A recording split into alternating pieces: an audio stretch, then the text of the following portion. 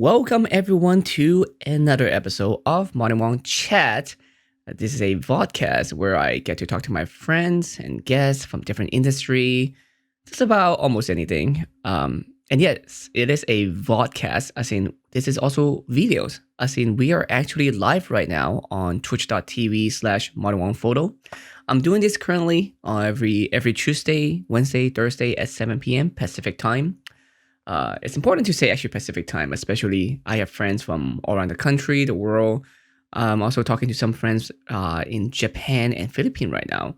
So it'll be interesting when we do get to sync up and have another episode with them onto the show. Also remember, you can watch this on YouTube. You can watch this on Twitch, of course, as I mentioned. You can also listen to this on Spotify, on iTunes, and almost any other podcast platforms. And of course, if you want to support the show, we are also doing some bonus contents now on Patreon. So you can also check us out on patreon.com/modernwongphoto. Anyway, today we have a good friend of mine, Elizabeth Vickery. I'll let her say. I don't want to mess it up. I'm sure I can get it right, just like yesterday. But just in case, hopefully I don't mess it up. We were just talking right before streaming too that someone's messing up her name, so I don't want to be that person. So yes, today we have Liz, and she is a National Weather Service regional meteorologist. That's a mouthful, but I'm not sure exactly what that means. So I'm just gonna let her explain it. So yeah. Let's see. Would this load today? Yesterday was like being slow, and today still being a little bit trickery. Here it is. Hello, Liz. Welcome to the stream. Hello, everyone. Hi. How's it going? Hello. It is Vickery, right? Yes, like hickory, but with a V. Okay. I just want to make sure I got that right. Yeah. No worries. Yeah. How are you doing? It's good. I just moved out to this new position with the Weather Service in December out here to Hawaii, and I guess let's go ahead and just jump right into it. So yeah, you in Hawaii right now. Where were you before this? Florida? Yeah. First off, I grew up in the Tampa Bay area, but I went to school at Florida State University. My degrees, I have 2 bachelors of science. My first degree is meteorology, and my second is applied math and computation. So it's math and computer science. Oh. And I also got a minor in physics and computer science because I'm a nerd. Dang. So, See, that's what I like about not actual, but like traditional nerd. Like the word nerd is very, I like to separate between nerd and geeks. I like nerd as in like book nerd. Like I'm more of that kind of nerd rather than fandom kind of geek, because especially I'm from Hong Kong, so what I grew up with is very different than what most people here grew up with. My cartoon, my anime, my games are different than what they have. So it's interesting to tell when people say, "Oh, wow, because like most people know me as a photographer as well, right?" But I don't just take photography. I also did not study photography at all. I double majored in economics and international world trade, and also wait, is that the two? Yeah, international world trade. Yeah, so those are two major that I did. So I was more on the business side, more on math, more on figuring out how does the econ work. And it's actually very interesting, not in a good way, but it's interesting to see the whole quarantine situation right now, and it's gonna mess up everyone. Yeah. I was just gonna say, if you got an economy back, I can't even imagine. Begin to even understand like how rough it is with all the people being laid off. It's just so frustrating because people often will say things that I feel like they don't think about. It's like they don't think about how money works and where they come from, and it's almost like they could just print money, and it's like it's not that easy. Like I'm gonna rant just a little bit. The beauty. For example, like the whole bailout situation, right? There's a lot of people just like to be mad nowadays, and it's very like I just want to making sure that I'm right and you're wrong, and have a lot of fights. But the thing is that like for example, the bailout situation, I'm not sure there's more than one, but the main one is that the 1.7 trillion bailout is not really a bailout, and like it's not free money. It's similar to the money that the government is giving us, which is like this is like a temporary money, and then you have to follow all these rules, and then you have to eventually pay back and that kind of stuff. And I feel like yes, that is kind of necessary because we can let things flatten out. That's the same thing as like COVID-19. You can don't save anybody and let people die out, and eventually yes, the Earth will go back to a normalization, or not normalization, but like equilibrium, eventually. But then you're gonna have lots of people die, and you don't want that. But that's same for like economy too. Like if you just let it die, yes, it can happen, but you can also stuck in recession for like 10 years, and you really don't want that. So, but no, I mean overall, I do support a equilibrium, like let it play it out kind of thing. But sometimes there need to be government interventions. Right. Anyway. I was gonna say, I know I was looking today, and the European nations are handling this fantastic. Even Canada is like handling this so much better. They've got bailouts. They're paying all the companies like right now.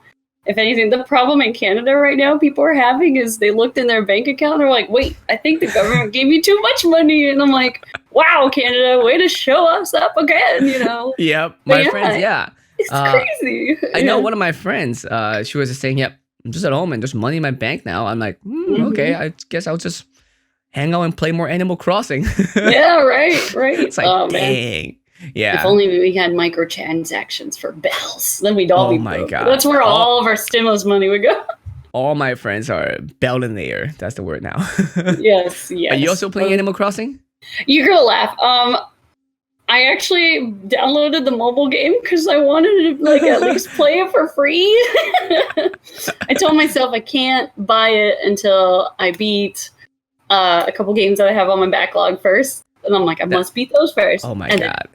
I'm like, and it's like 4 games. And I'm like, so that's like Steam, every time a Steam sale happens, it's like, do I need this game? No, but do I want it? It is. I don't know, but it's only like what 50% off.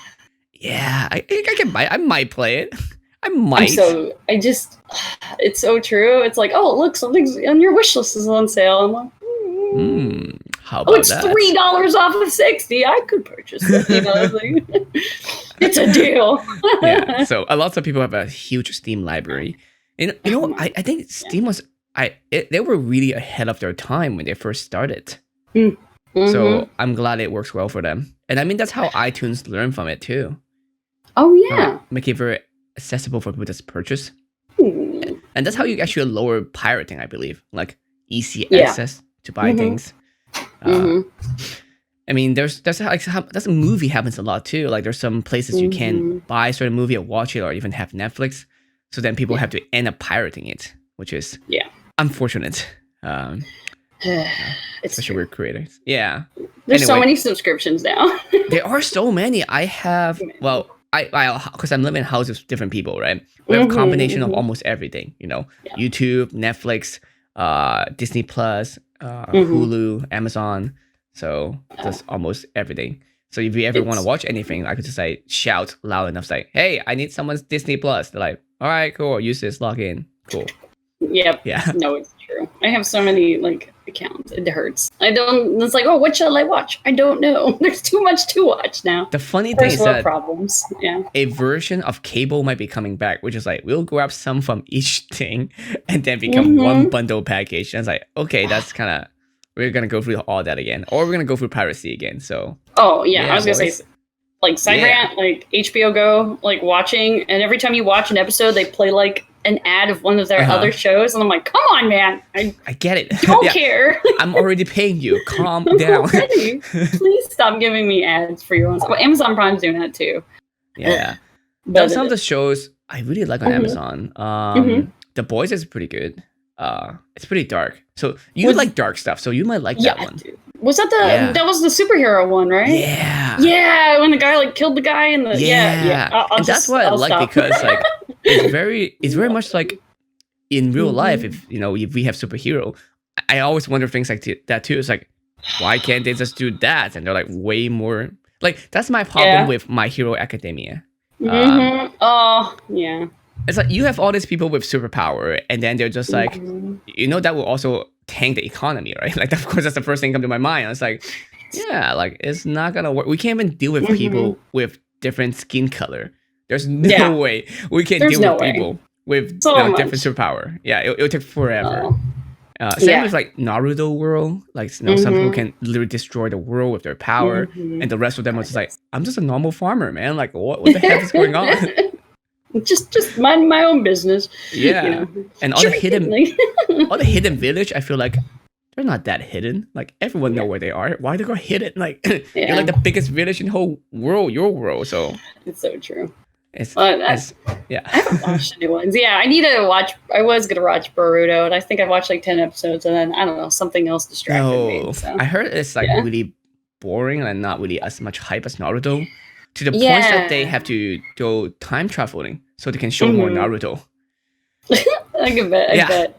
It's like so true. Naruto need to carry the show rather than Boruto. So yeah. I literally, when I watched Naruto, I had already completed, and I wanted to get in Shippuden. But I literally downloaded a thing that was like, skip these episodes, and man, it was fantastic. I didn't watch any of the filler. Oh man, the filler was so weird too, because like that should have a huge impact, but it doesn't. So it's like, okay. Bleach is coming back. Have you watched Bleach before? You know, that guy's story is really interesting. He was like, I just want to like write some cool fight sequences and like make like a cool manga with some fight sequences. And then they were like, make this a story, make this legitimate. Like, and he was like, okay. And then they kind of just threw shit and saw whatever stuck on the wall, you know? Exactly. The first arc was great. I'm okay with the first arc and how it was. But then after that was like, we talk about all this stuff about how important the girl is with her superpower, you know? Like that's the whole reason why this world is kind of have this big fight, because of her. And then after that, they're like, she's cool. Just stand there and do absolutely nothing and be kind of useless, you know? Or he made they could have made her like a strong character, and they just made her just like... No, the strange thing is like, at least for other animes, like you make some of them weak, so they're always weak. Like, okay, fine. You know, they're kind of weak. They're kind of useless. They're like maybe, there's just a girl, pretty character. I get it. It sucks, but whatever. At least they know to be weak. But she's supposed to be super powerful with what she can do. Yeah. But then it's just like, hey, you know that one power that she can kind of like reject all existing things that can happen? Yeah, don't worry about it. Let's not think about it at all. It's like, we can save so much problems. It's like time traveling. Is there someone that can time travel? You know, we can just do all this, right? Like, nah, it's fine. Let's just try to fight and die trying. Cool. It's true. It's strange. But, you know, they rushed the ending, so that sucks. So they did. Yeah. But you are a nerd and a geek. Like, you are so well-versed in everything. I have too many fingers and too many pies. Were you always like a nerd and a geek growing up? Like, you know, playing games? Oh God, let me tell you. No. So my first console. I was only like 4 years old. My family bought me a Nintendo Entertainment System, an NES, and then it just started from there, and it just got worse. My aunt, who's unfortunately now passed away, but she was really into like Zelda and like playing horror games. I used to hang out with her, and and I just got so sucked into the world, and I loved it. Do you have any nephew or nieces? No. I just have a brother. He's how old is he? I'm like, I have the math in my head here now. I think he's 24. Yeah, but if you have kids someday, you can be their aunt again. I will spoil you with all this stuff. Yeah, she was also like a bird person, so I like loved birds as a kid and horses. So I was really like an indoor and an outdoor kind of person. I just did everything, and then I did Taekwondo too, and I'm black belt and whatever. You know, like, I saw you post about it. Yeah. Yeah, I'm finally getting back into it, and I'm very excited about that. But that's because of the weather service. I couldn't for like several years do Taekwondo because of my schedule. So yeah, I was going through your photos to find photos to post for our announcement. Man, it's not gonna lie, it's so hard to find a normal photo of you. It's so true. Like I see lots of cosplay, lots of gaming, and then lots of like random stuff, and of course there's one of you holding your belt. You know, like I'm a black belt. Yeah. And then I'm like, yes. National Weather Service, regional meteorologist. Here's her black belt. Yay! So I'm like, God, me, everybody. Yeah, no worries. Yeah, it's definitely like, weather was always my first passion. ever since I was little. Actually, I guess I'll probably tell you the story. I was when I was about 4 or 5 years old, and a tornado actually hit my neighborhood. Ooh. And like my neighbors died, and like everything In was Florida? just freaking wiped. Yeah, in Tampa. And it was an EF2 after. I had to look in the records to look this up recently, actually, because I did an interview. EF2. What does that mean? Yeah. So that's the enhanced Fujita scale. So originally it was a Fujita scale, which was this pretty much this Japanese gentleman who studied tornadoes, and he essentially developed a classification to determine the intensity of them. Now, you could have something that could theoretically be like an EF5 monster Oklahoma tornado, but it doesn't hit anything. So it's categorized as a 0. Yeah. It's crazy. So, wait. So, okay. No worries. You're like... So, for a tornado, if it doesn't pick up anything physically, it's pretty harmless, right? Yeah, and actually, like 98% of them don't hit anything, like worldwide. They don't hit jack. Does it happen all the time? Yeah. Wait, they're not hitting things. Is it because people are not living in those areas on purpose, or there's something that caused them not appearing in cities or in places that are like huge? Yeah. The heaviest. You guys probably have already heard the term tornado alley. That's the Midwest, Kansas, Oklahoma, Texas. Essentially, meteorologically speaking, the conditions with the Rocky Mountains, and you have this area of like warm Gulf of Mexico moisture moving into the area, and then you have this high heating of the dry air in the mainland and the Midwest, and those two interact together and develop what we call the dry line. So there's literally this line where either the air on the right's really wet and the air on the left's really dry, and then you have some sort of it's a fluid situation, so you kind of have this pressure air mass moving through, and they interact, and tornadoes galore. And we are like, the United States is the home of that, especially in the Midwest. And everyday clockwork, you get them all the time. And people still decide to live there. Yeah, and it's funny. Is it frustrating? Oh boy, let me tell you. Well, yeah, I guess I should. I started my career in. Sorry, I'm going to go back before I go too deep into it. So because you were in Florida, when you're around 4, that's your tornado hits you, and you're like, wow. Wait, no, that's how does that become big? Yeah, I don't know. Like I was a kid, I was just like, whoa, epic, like this is cool as fuck, and then we had cable back then, and no, we didn't have cable. We were poor AF, right? So I didn't have Nickelodeon or anything. I would watch PBS all the time, and they did like this severe weather, like following chasers, and I was just like, what? And, I was so hooked on it, and I thought it was the coolest thing, and I loved the weather, and I loved the clouds, and I wish I had it. I was looking for it today again, but like when I was in first grade, I made a book saying, when I grow up, I want to be a meteorologist, and there's this like shitty chase vehicle with a Doppler dish. And it says saving, and I want to be a meteorologist so I can save lives. And I wrote, saving lives is like saving your own. Like, it was the cutest thing. And then the next page, it was like, math is fun. Math is like a newborn kitten. I was a weird child.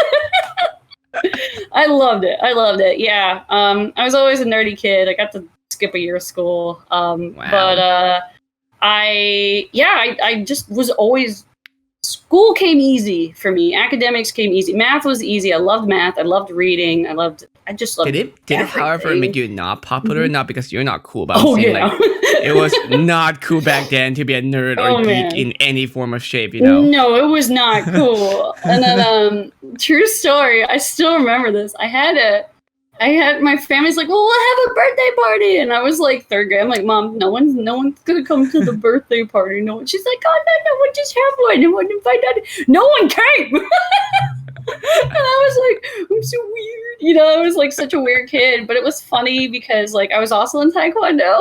And like all the nerdy kids and the chubbier kids and the really geeky ones, they all hung out with me. We all hung out together and have lunch together. And if anybody picked on them, I would just like walk over and slug them. I got so many referrals in elementary school because I would just beat the shit out of other kids. It was horrible. I was a horrible person. No. And I just remember sure tornado punch, man. Bam. It's like, yeah, right, exactly. The plus ultra man, let me tell you. No, yeah.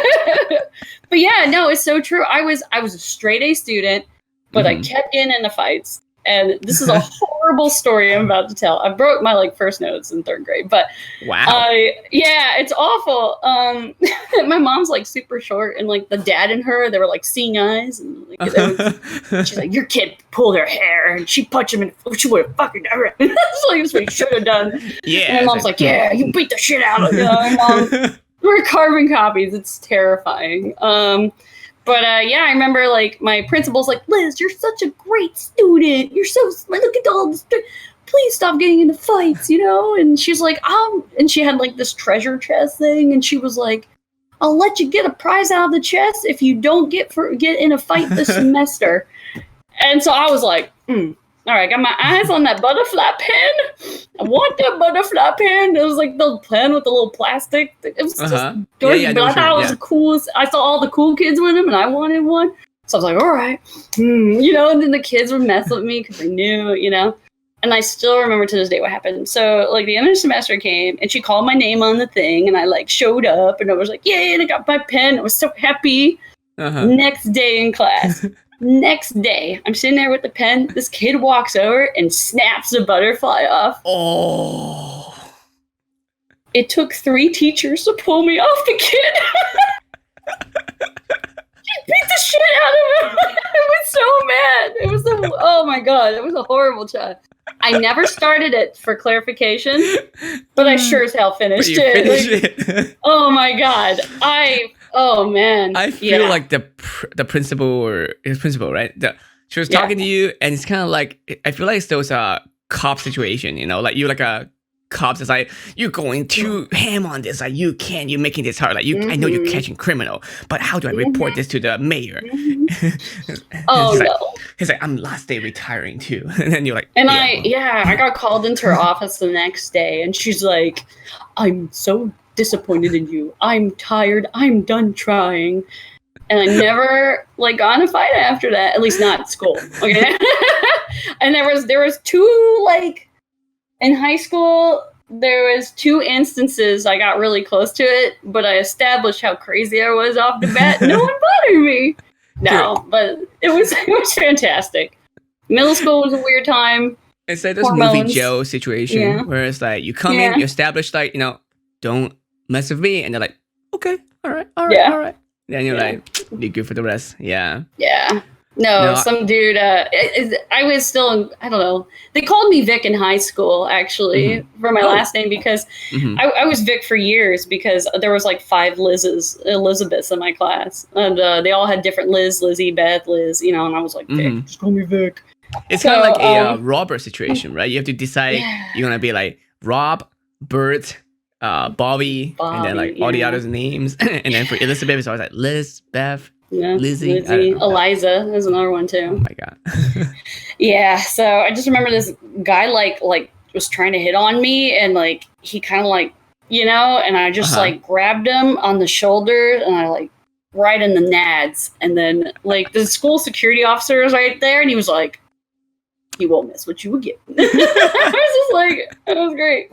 And my prom date too. I actually got kicked out of Steak and Shake because my prom night, not my prom date, but my prom night, I got kicked out of Steak and Shake because I got into a fight. That was the last fight I've had, I swear. It was great. I didn't start it. Fun. So, now I want to go back into like martial arts again. It's been years for me to train. Yeah, I trained for years. I did Taekwondo so much. I started when I was 7. And I was just getting skirmishes all the time. And my mom loves telling the story about how like she brought me home, and I was only like a red bella at that time, you know. But I thought it was tough shit, you know. And the kids were being picking on my friend, like Walter. I was like, "Mom, stop the car!" And she like stops the car, and I jump out, and I walk over. I'm like, "Leave him alone!" And my mom's like, "Daughter's about to get shit beat out of her by all these like high school kids, I swear." And I'm like, I'll kick your ass and tell everybody at school a little girl beat you up. And they just started laughing and walked away. It worked then. And I was like, yeah, man, shit. Because my mom's like, do you want to be a dancer or do you want to do martial arts? I was like, I want to be a Teenage Mutant Ninja Turtle, you know. Donatello. All the way, son. Yeah. So I loved it. Taekwondo is lots of throwings, right? Lots of grab kicks. and Mostly throw. kicking. Yeah. I did do Aikido, which was a lot of throwing. Yeah. Yeah. I did Aikido for 2-3 years. So.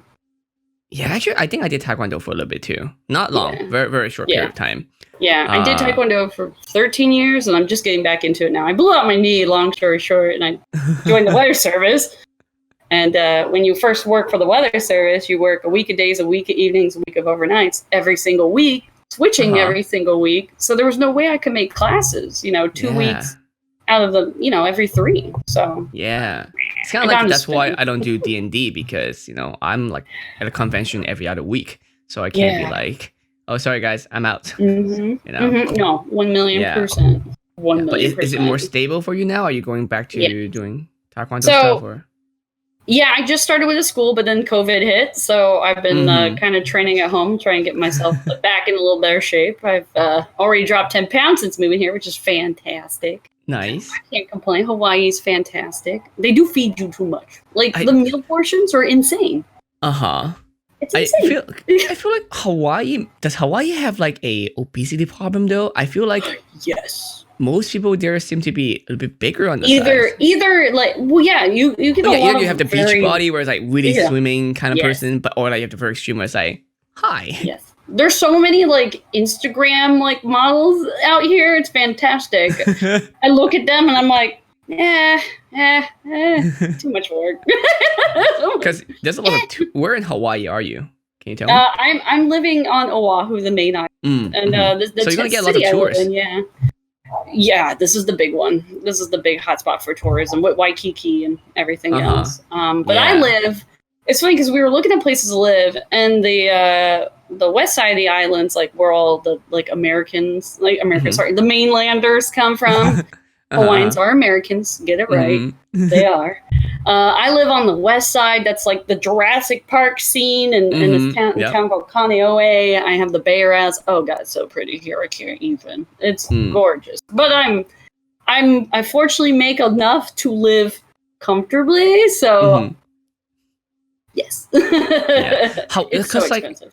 Yeah, because I was in Hawaii for a few times, and I was always talking to either Uber driver or taxi driver, and first of all, on your island, you get random rain. That's randomly coming. And I'm on the windward side. I actually have no AC in my place at all. It's all it's all open with like windows that vent open, and it's just a breeze all the time. It's beautiful, but it does rain just all the time.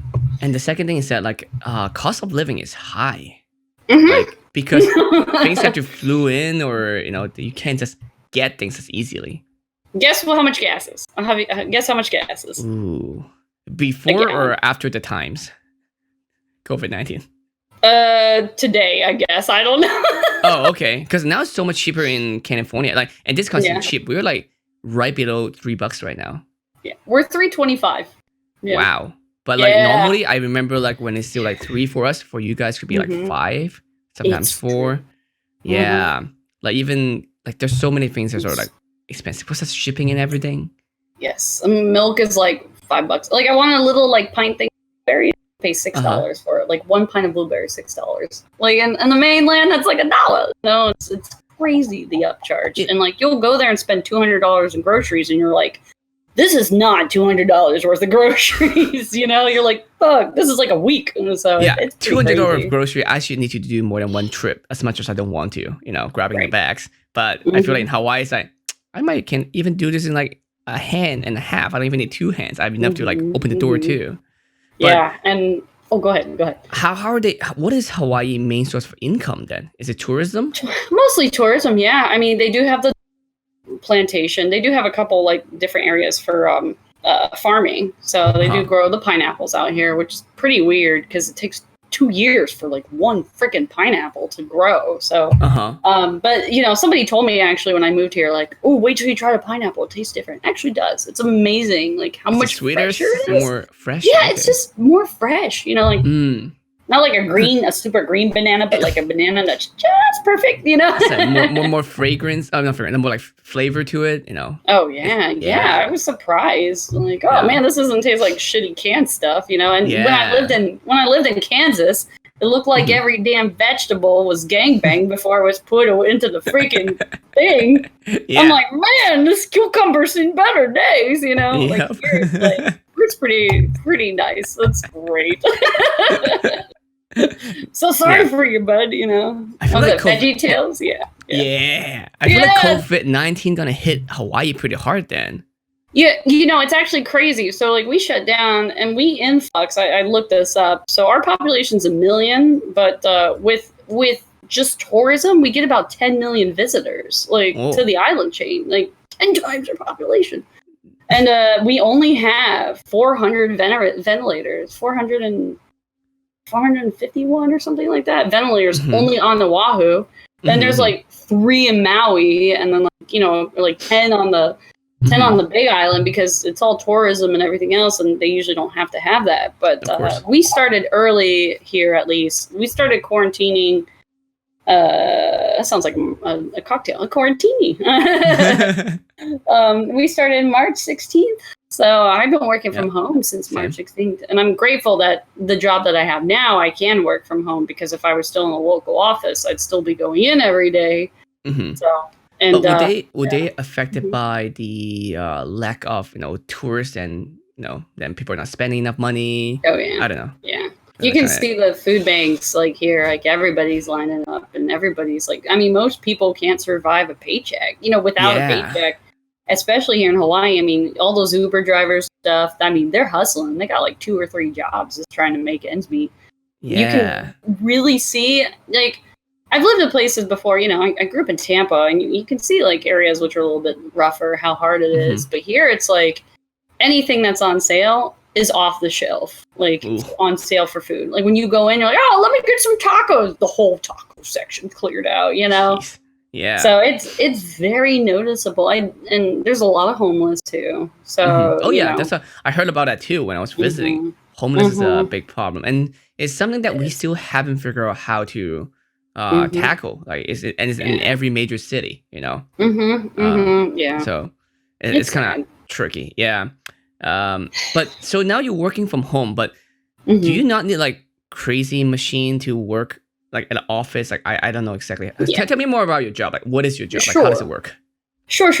So, originally when I first got into the weather service, I was a operational forecaster. I started my career in Key West, and then I went to I started my career in Tallahassee, Florida. Then I went to Key West, and then I went to Goodland, Kansas. And what I was doing before what I do now is what most like 90% of meteorologists do, and that's when your phone says severe thunderstorm warning or tornado warning issued for your area.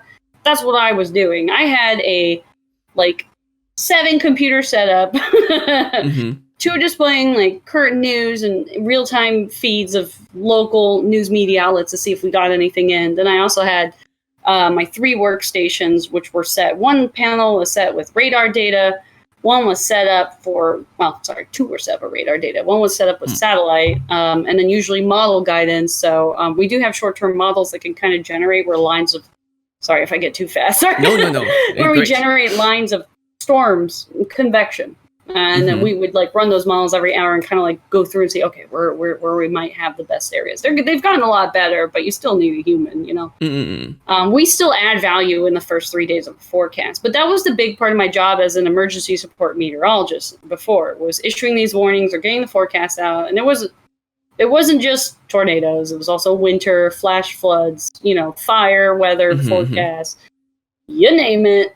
I did it, weather-related stuff. Also, we do have to train for like nuclear fallout sort of stuff too. So imagine, you know, there's a bomb that goes off somewhere. You know, you're going to need it on scene pretty much to like tell you which way the which way is the wind going to blow, which way the plume is going to move. Is that it takes forever to get rid of them, right? Yes. They just Very travel. much so. And you can't really just like, you can't really like spread a net and grab it and say, all right, we got to contain and throw in a box or something. Yeah, and it's invisible. it the hard part, the happens. scary, those are actually more scarier because you can't really see it. You can't be like a tornado. It's like, oh, it's going to destroy my house. I can see it coming. But Yeah, we have models just, that we run for that. Yeah, biological terrorist attacks, things like that too, that you wouldn't normally think of. You know, and each forecaster within an office has like specialties they're subject matter experts of. And I've had several different ones over my time. So mine was like the software development, maintaining our systems, being the WarnGen focal point. WarnGen was the software we used to like issue the warnings. So if that went down, I had to fix it, and I better fix it quick, sort of thing. So I had to know that system in and out. I was lucky because not most people in the weather service don't have such a heavy technical programming background like me. They all have the math and the science, because with meteorology, you don't just study meteorology. You study atmospheric thermodynamics, cloud physics, chemistry, atmospheric chemistry, things like that. You study all of the sciences, even geology, and those all come together. Yeah. Exactly. Even oceanography. So you were not just one thing. You were a monster conglomerate of millions of different sciences squished in and pushed into your head. On top of all the math. So yeah. Random question, and this time might be more sci-fi. Can we make man-made tornado? Like, can we like create that situation if we can create such pressure? I feel like you're giving me that look. It's like, well, in theory, maybe. I mean, theoretically, if you had a wind turbine big enough, but you couldn't make one come to the ground and wipe out a village or something. We can make them in like laboratory, little fun vortex. I mean, all a tornado is a vortex. Yeah. And so technically, yes, we can make vortexes pretty easily. I know in China and some other countries, they do make rain on purpose.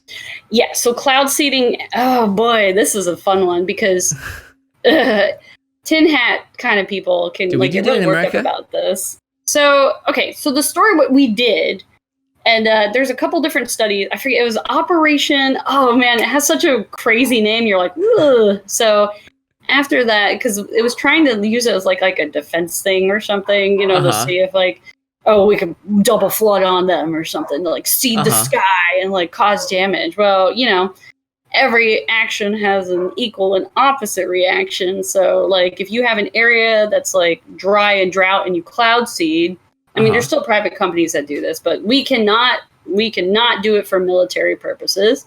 But I'll tell you the one situation, it has been used that have like extreme drought and like it's just dangerous at this point. So they'll hire a private company to come and seed. But when you get that rain dropping there, you're taking away from somewhere else.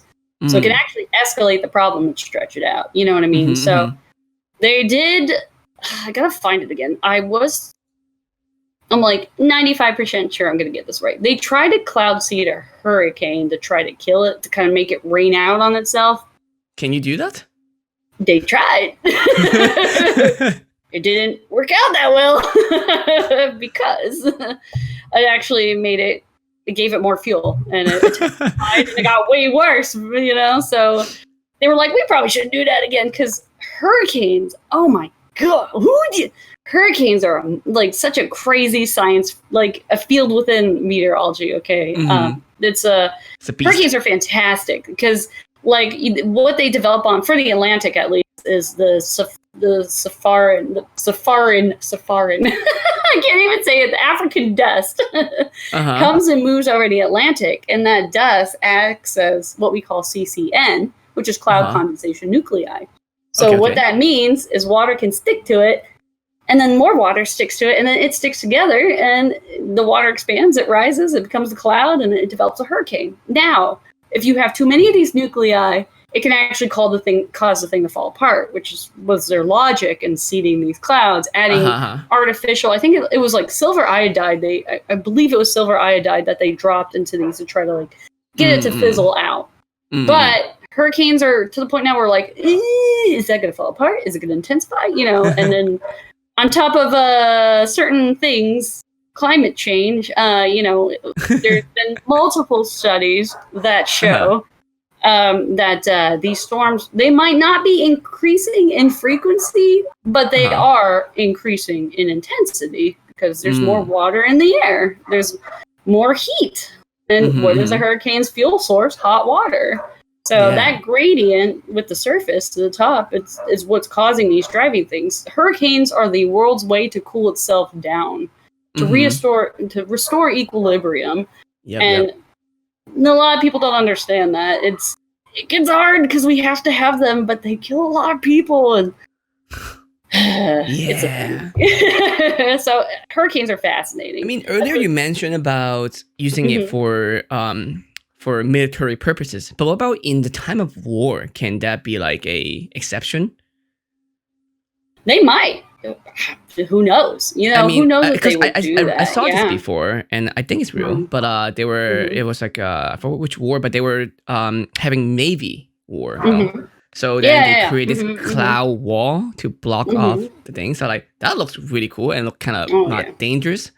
So that's something that I feel like. I mean, I'm not sure. Can you only do that on water? Because I saw that. Like maybe you can look it up too.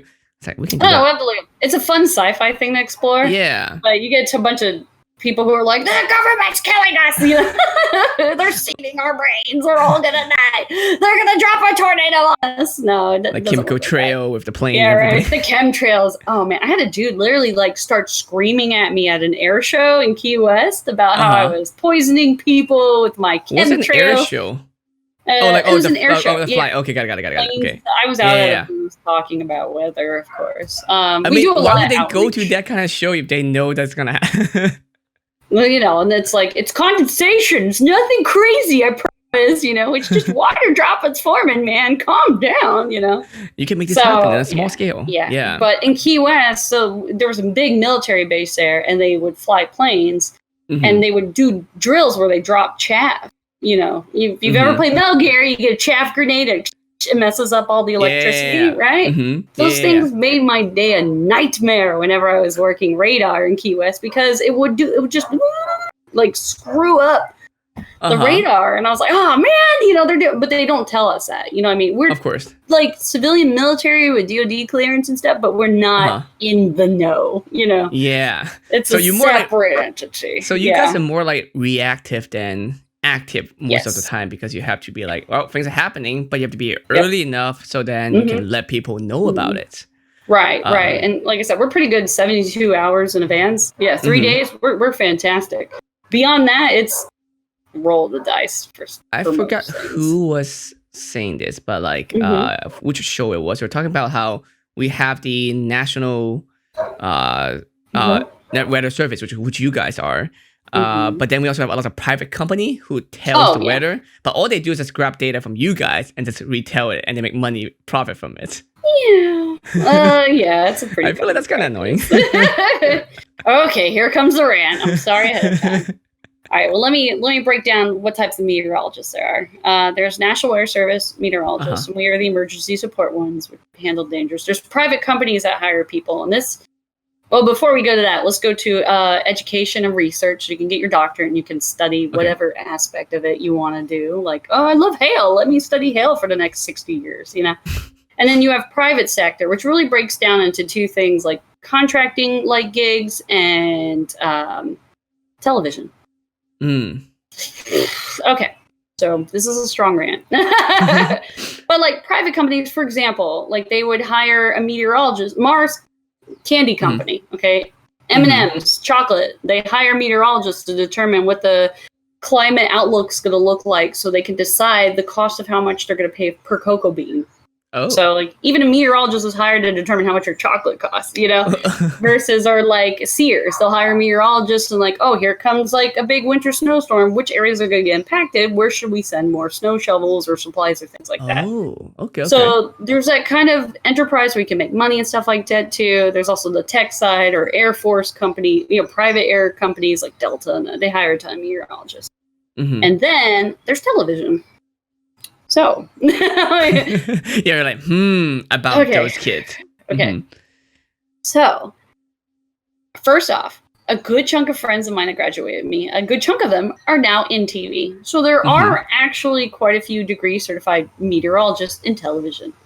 But you don't not need all of them one, are. right? Technically on television. They don't need one. So it's like Dr. Oz. That's or Dr. Phil.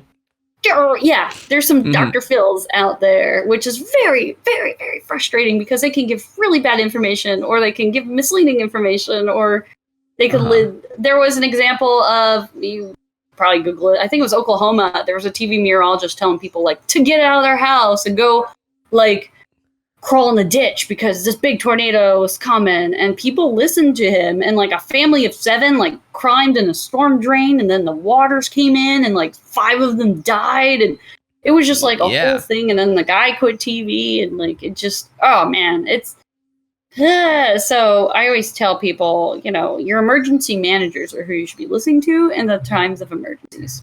Okay, an emergency manager, that's what their job is. Okay, their heads are the ones that are it's the fan if it's not done right. So the TV people, some are great, some are fantastic. They work very well with the weather service, and others are very competitive and like, no, they're a competition. We got to do better than them. So like a news station in Florida, I still remember I was working QS. I saw like a tornado on radar, and I was like, hey, friends in Tampa, because our 2 radars overlapped. I should clarify here. I was like, hey, I see that little mezzo right there. And you guys see that? And they're like, oh, shit. And they issued a warning. Turns around. True story. It was like 3 miles from my better half's family's house. And it was a tornado, and it did hit.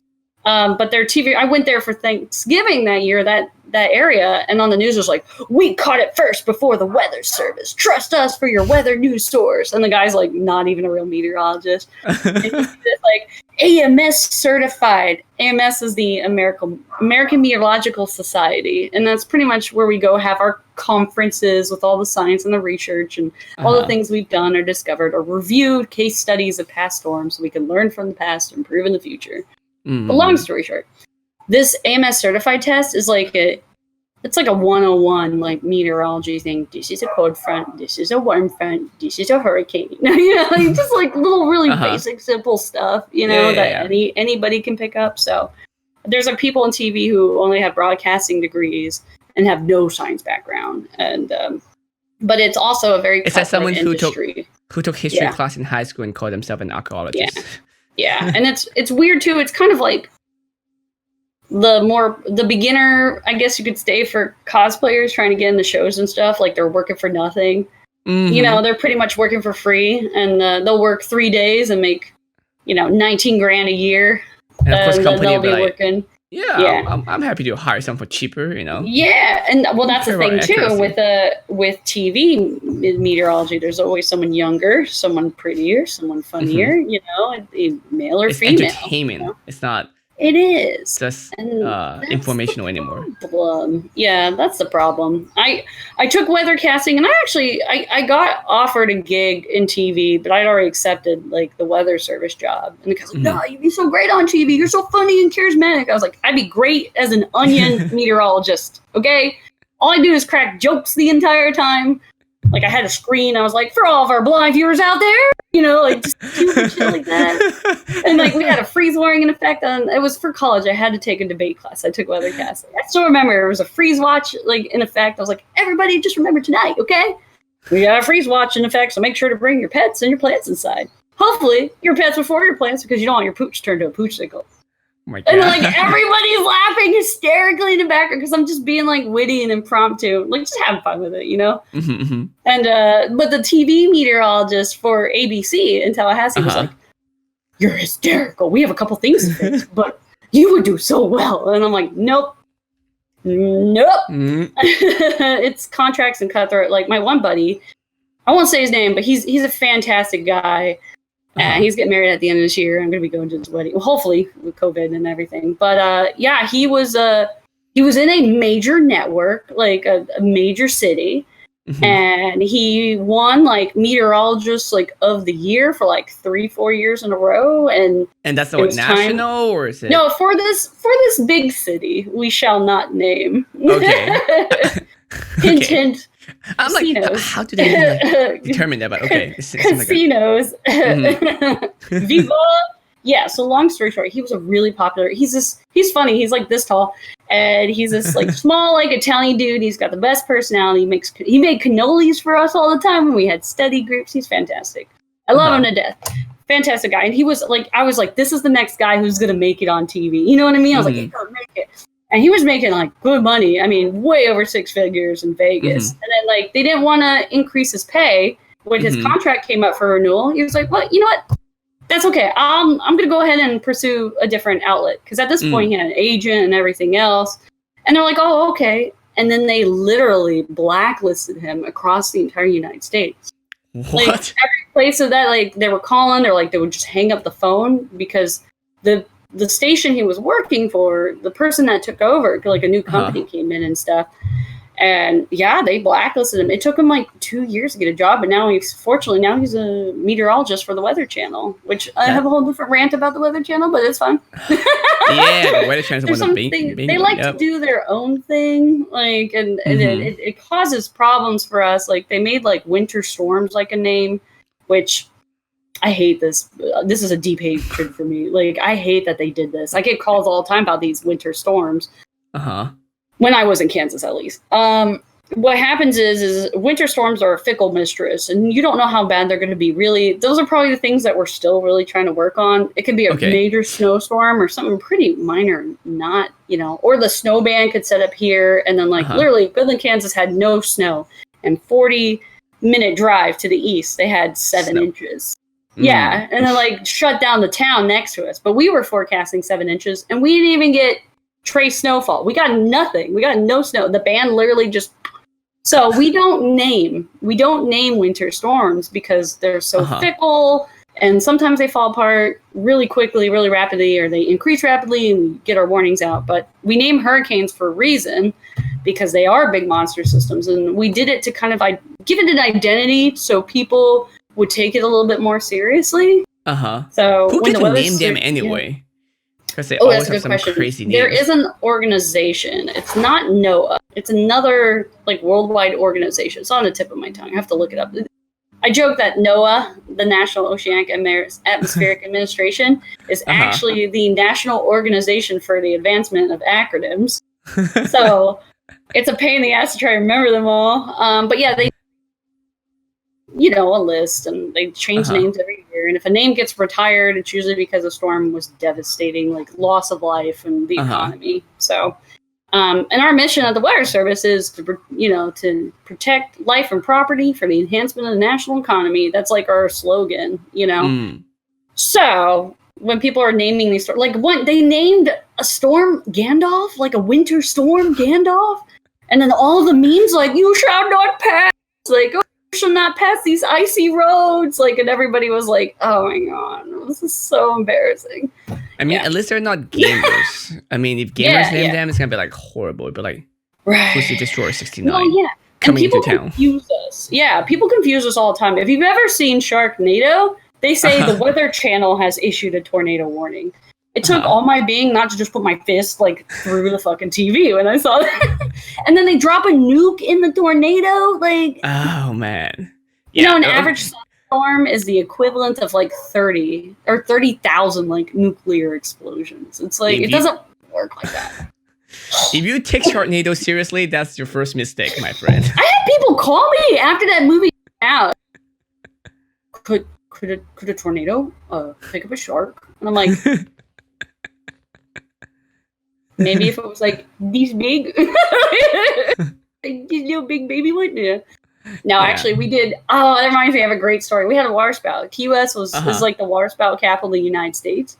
I think the next highest place would be off the coast of Chile. There's this area called I forget. It's the area of doom or death or something. I forget. It's a rock thing. There's tons of storms there all the time. It's a terrible place to be. Sounds scary. So awesome. Okay. Yeah. But we had a waterspout, and it moved on shore, and it moved over the sewage facility, and it sucked everything up and flung it all over the sewage plant. And so this is the best part. So literally a shitstorm. It was literally a shitstorm. Yeah. And my boss, he wrote a damage report. Well, he called and he's like, is there any damage? And the dude's like, none I want to report, like, he had to clean the shit up. And then he went and he wrote a little report on it in the paper, and he was like, the title was The Great Turnado. It's fantastic. Oh man, that was the best story to tell kids. But yeah, it's actually rain, frogs, and once there was a waterspout that picked up like sunken treasure, like Spanish coins, and rained it on a village. Like there's all these stories of I heard the fish story falling, about stuff like that. Picos or whatever. I forgot which place it was. Pickles or the chicken. Have you heard the naked chicken story? That one's fantastic. They found a chicken, and all of its feathers had been pulled off. It like got sucked up in a tornado and was like just like there after with no fucking feather. It's so funny. Cartons of eggs have been picked up and put down. People have been put up and put down and not hurt, actually. Unfortunately, some people that I knew, somebody I really looked up to in the community who was a tornado chaser. Remember I told you watch those documentaries? Yeah. Well, one of the guys there, his name was Tim Samaras, and May 2015, I think it was El Reno. My Met friends could correct me. It might have been the El Reno tornado, but it was a monster, and they were chasing it, and it made a right degree turn, and it hit them directly. So, and they actually got these big monster tornadoes. You get sometimes what we call satellite tornadoes. So there's two little tiny tornadoes going around the big one. So because there's just so much rotation and flex, everything's going on. But yeah, it turned right, and he had been chasing for 30, 40 years. Tim Samaras, his son was trying to become like a Hollywood movie director, and he was recording stuff. And his longtime chase partner, co-worker, research bud, Paul, the tornado turned, and their car got picked up, and they're the first people, all three of them. Yeah, they said that they hit the ground at 185 miles per hour. There was no chance. There's no chance. The one guy was like crushed in the car. The other guy was found half a mile away from the car, and it was really sad because with where we're at right now at radar, you get a scan every 5 minutes, so you're blind for those 5 minutes. Like if that's a long time, you don't get that radar in quick enough, and you're too close to the tornado, it can make that right turn or that left turn and come right at you, which is what happened. And they are actually the first people who have ever died like storm chasing. And we would assume it would have been just like random Billy Bob in a truck, It's not. But wait, I thought it's much more common than that. Well, storm chasers. Yeah, they were the first ever storm chasers that we've ever had the deaths of. We've had deaths technically due to car accidents, but being picked up by a tornado and thrown, yeah, they were the first like meteorologists that have ever died doing it. It's really, really sad. Do you think storm chaser who are not like, of course, meteorologists who are studying it, do you think it's a brave thing or stupid, or is it just, I don't know? So it's funny because like coming out of college, I thought I knew a lot, like I was like, I'm pretty confident. I think I could go chase it. And then what they do your first 2 years when you join the weather service is you do a year of radar training, intense radar training. Then you do a second year with continuing on the radar training, building on it, but more of the social science side, boy who cried wolf, only warn if you have to sort of thing. After going through that and having the experiences that I have, I know somebody walking out the door with a meteorology degree doesn't know what I know. Like, I know for a fact, like, there's no way, unless they're unless they're operational meteorologists who study radar. That's a different field. This is specific what we do in the weather service. But I know, and just most people in general who chase out there, they might not have that experience. I'm kind of the person that's like, with storm chasers, I think you should leave it to the professionals, But that being said, there's plenty of meteorologists out there who don't have the radar training, who run these operations, it gets hard because you don't know what each individual person's like understanding or knowledge level. Like, but also after when being to know somebody, it's dangerous and when it's not dangerous, right? And being as someone who has sit there, watched the storms, tracked it, and issued the tornado warnings in real time. I mean, it's high stress. Like everything, phones are going off. People are like freaking out. Like there's calls going on left and right. Phones are off the hook. Data's coming in too slow. And you're just sitting there waiting. Like, do I pull the trigger yet? Do I pull the trigger yet? Did I pull the? And you're sitting there and you're waiting for the next scan. Then you get a call, tornado. Like you're like, oh shit, let me warn. It's. Our average is like 13 minutes. So I think if somebody knows what they're doing, like, and they actually know what they're doing, okay. You know, if you're doing it scientifically and studying, I'm cool with that. And I'm okay with people who don't mind going out and chasing too if they have that knowledge and background, you know, and they want good shots and things like that. Or at least they're working with other people who know, you know, or they have an actual understanding and knowledge of, like, and have the access to radar and satellite in real time and be able to look at this. You know, it is a different animal, though, chasing. Like, you learn about all these things in the textbooks, and when you're out there in the storm, you can actually see these things come to life, and it's like, you know, light bulbs click, and it's really cool. Does it feel much bigger when you see in real life? It's like, it's not like, you know how, because like in movies, like, oh, cool, but then once you're there, it's like, shoot, and like, it's like pure just electricity and chills. Like, it's amazing. I can't describe the feeling. Does it make you feel very small? Like suddenly you feel like, wow, I am so insignificant. I could, you know. Yeah, that's a good way to put it. Keep it more humble, I feel like. Oh man, it's beautiful. It's living in Kansas, even though living in Kansas was.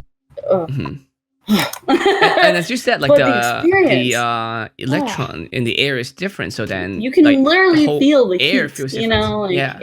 You feel the downburst as you just hear this wall of wind hit you, and you're just like, whoa, you know, it's just such a sensory overload. It's an adrenaline kick. I want to experience it someday. It's so cool. Not too dangerous manner.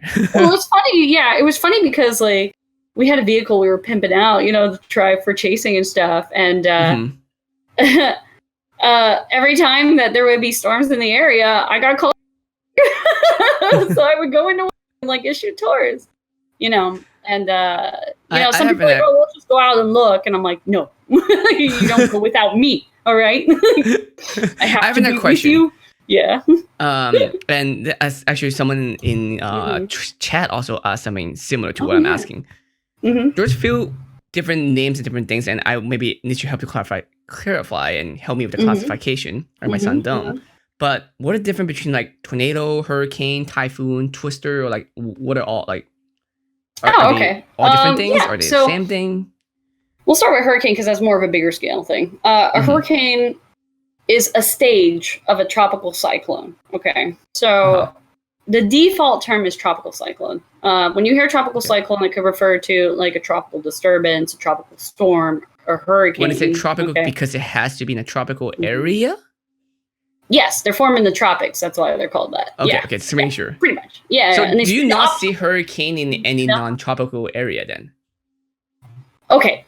Technically, yes. Some winter storms, see, this is where I get like, they're called extratropical cyclones. So you get these big, monstrous winter storms that kind of are like the shape of a hurricane. So those are extratropical cyclones. But those are not handled actually by the National Hurricane Center.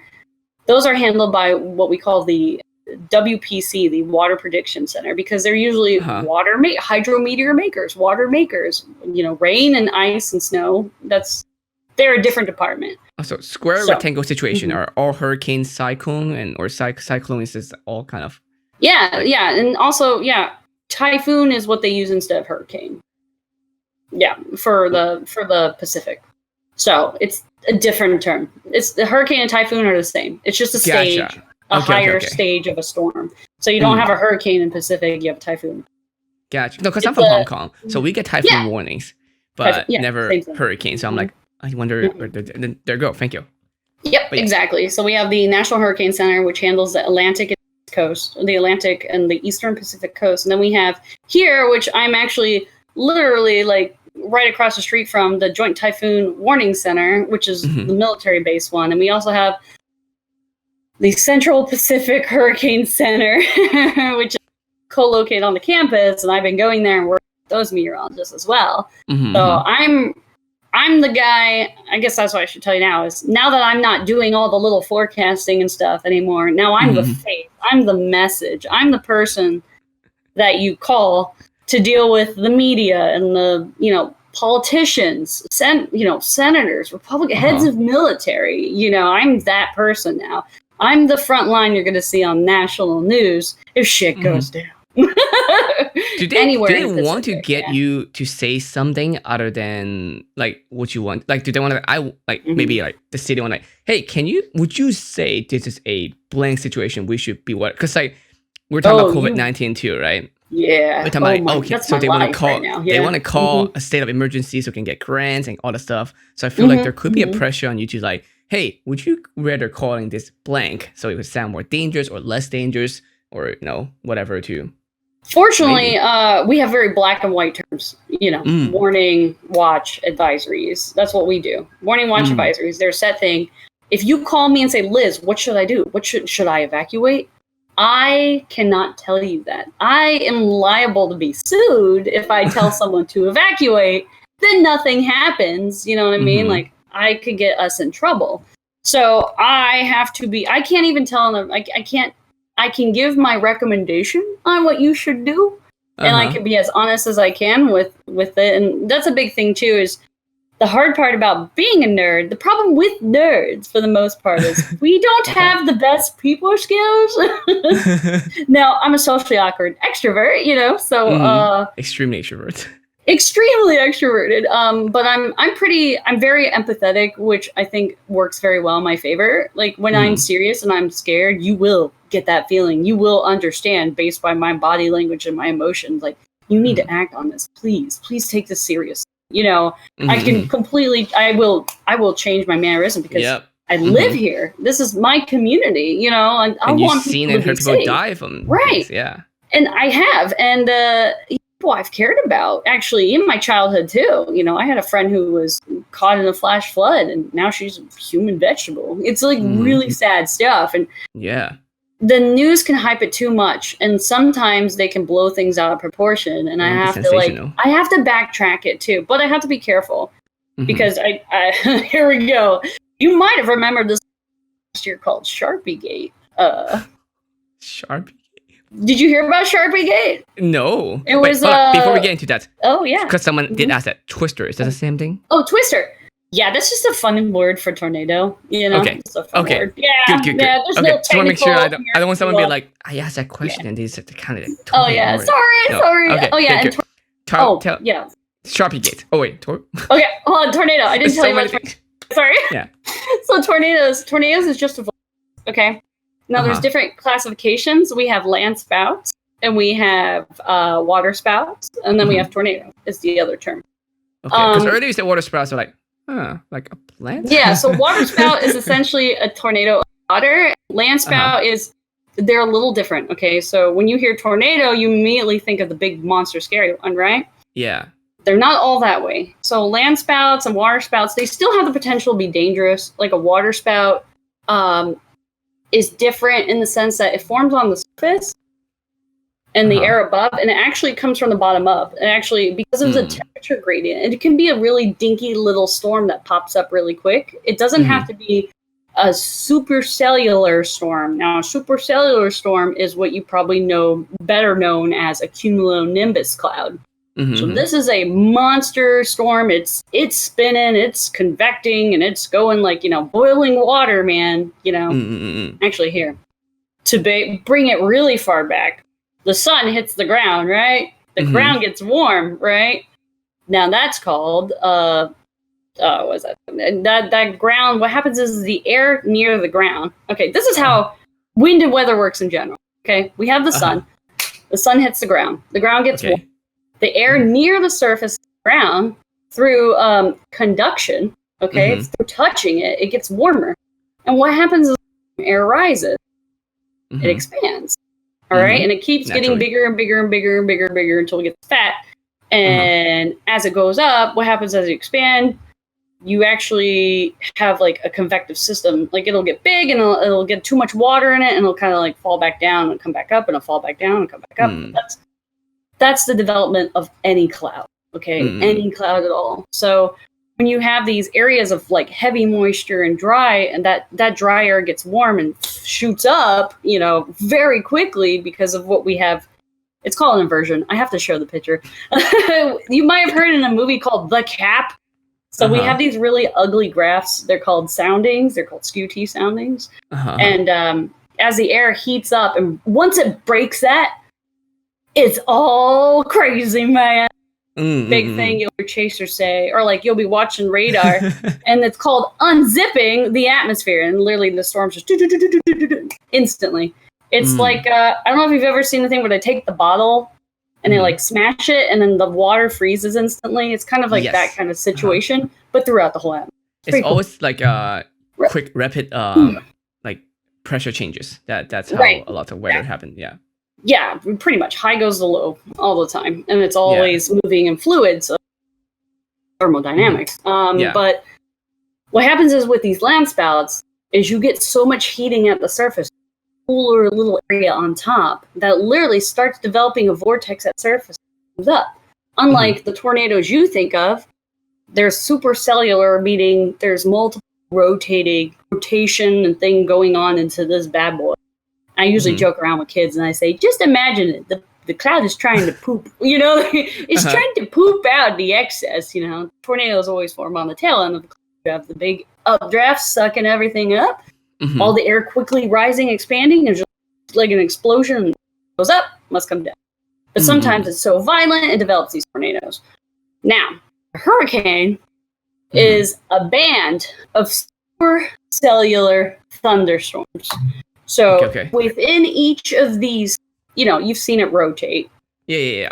And you see the branching off branches on each of those is its own individual complex.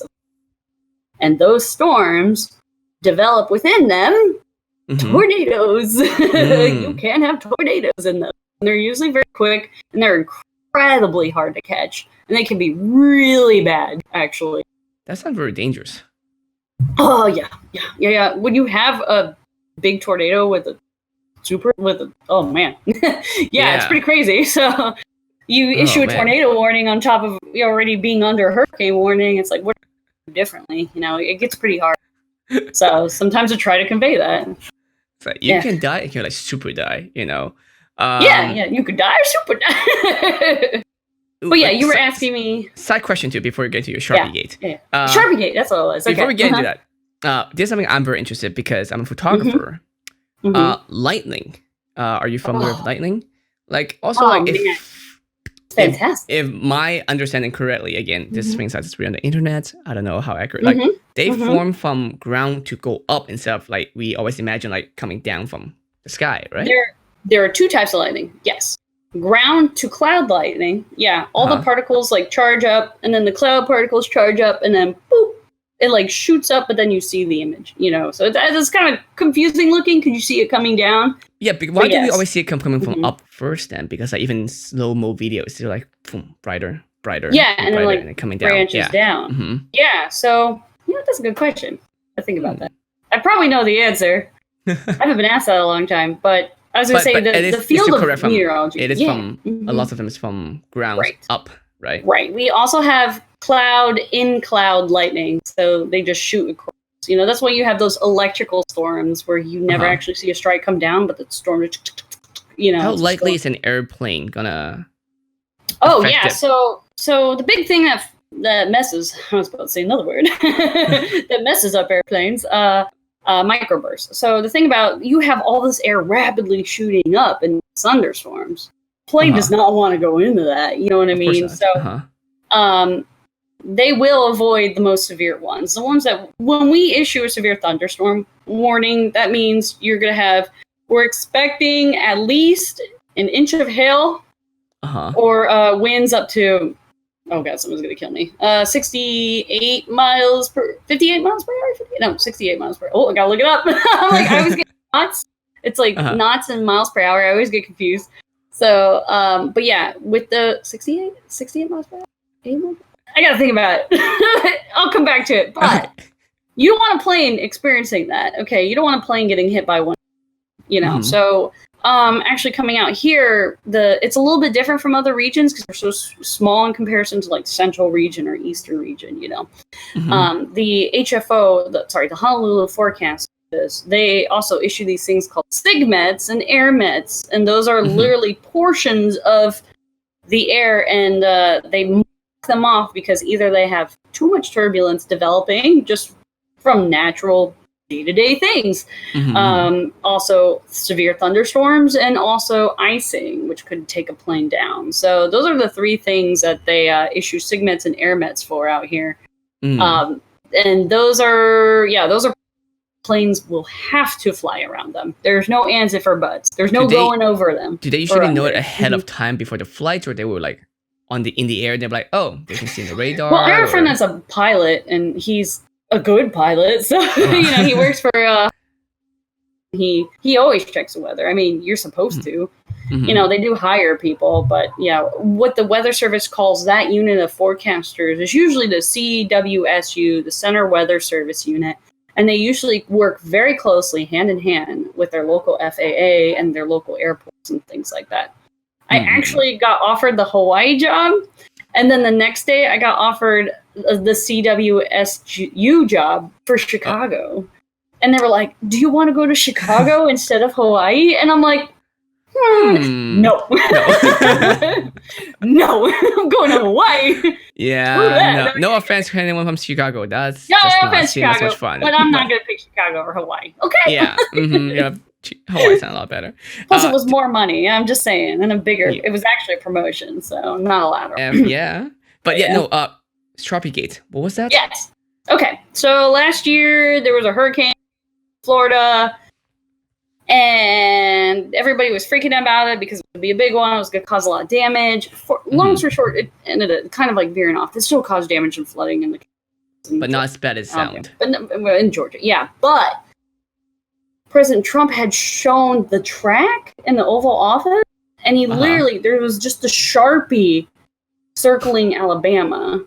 Oh. So, okay, wait. Let me rewind first. Donald Trump tweeted that this hurricane was going to be a huge dangerous situation for the states of Florida, Georgia, Carolina, and Alabama. The track previously did have Alabama briefly touching it, but this track changes like every 3 hours. Okay, so and it wasn't even far enough yet for them to like start issuing warrants or anything else. And long story short, it had been a day since it showed that it might impact Alabama, because we're talking like day 5 out. Okay, it was that's a long time. Yeah, it was the 3-day rule. So all of a sudden, a buddy of mine actually is working in the Birmingham, Alabama office.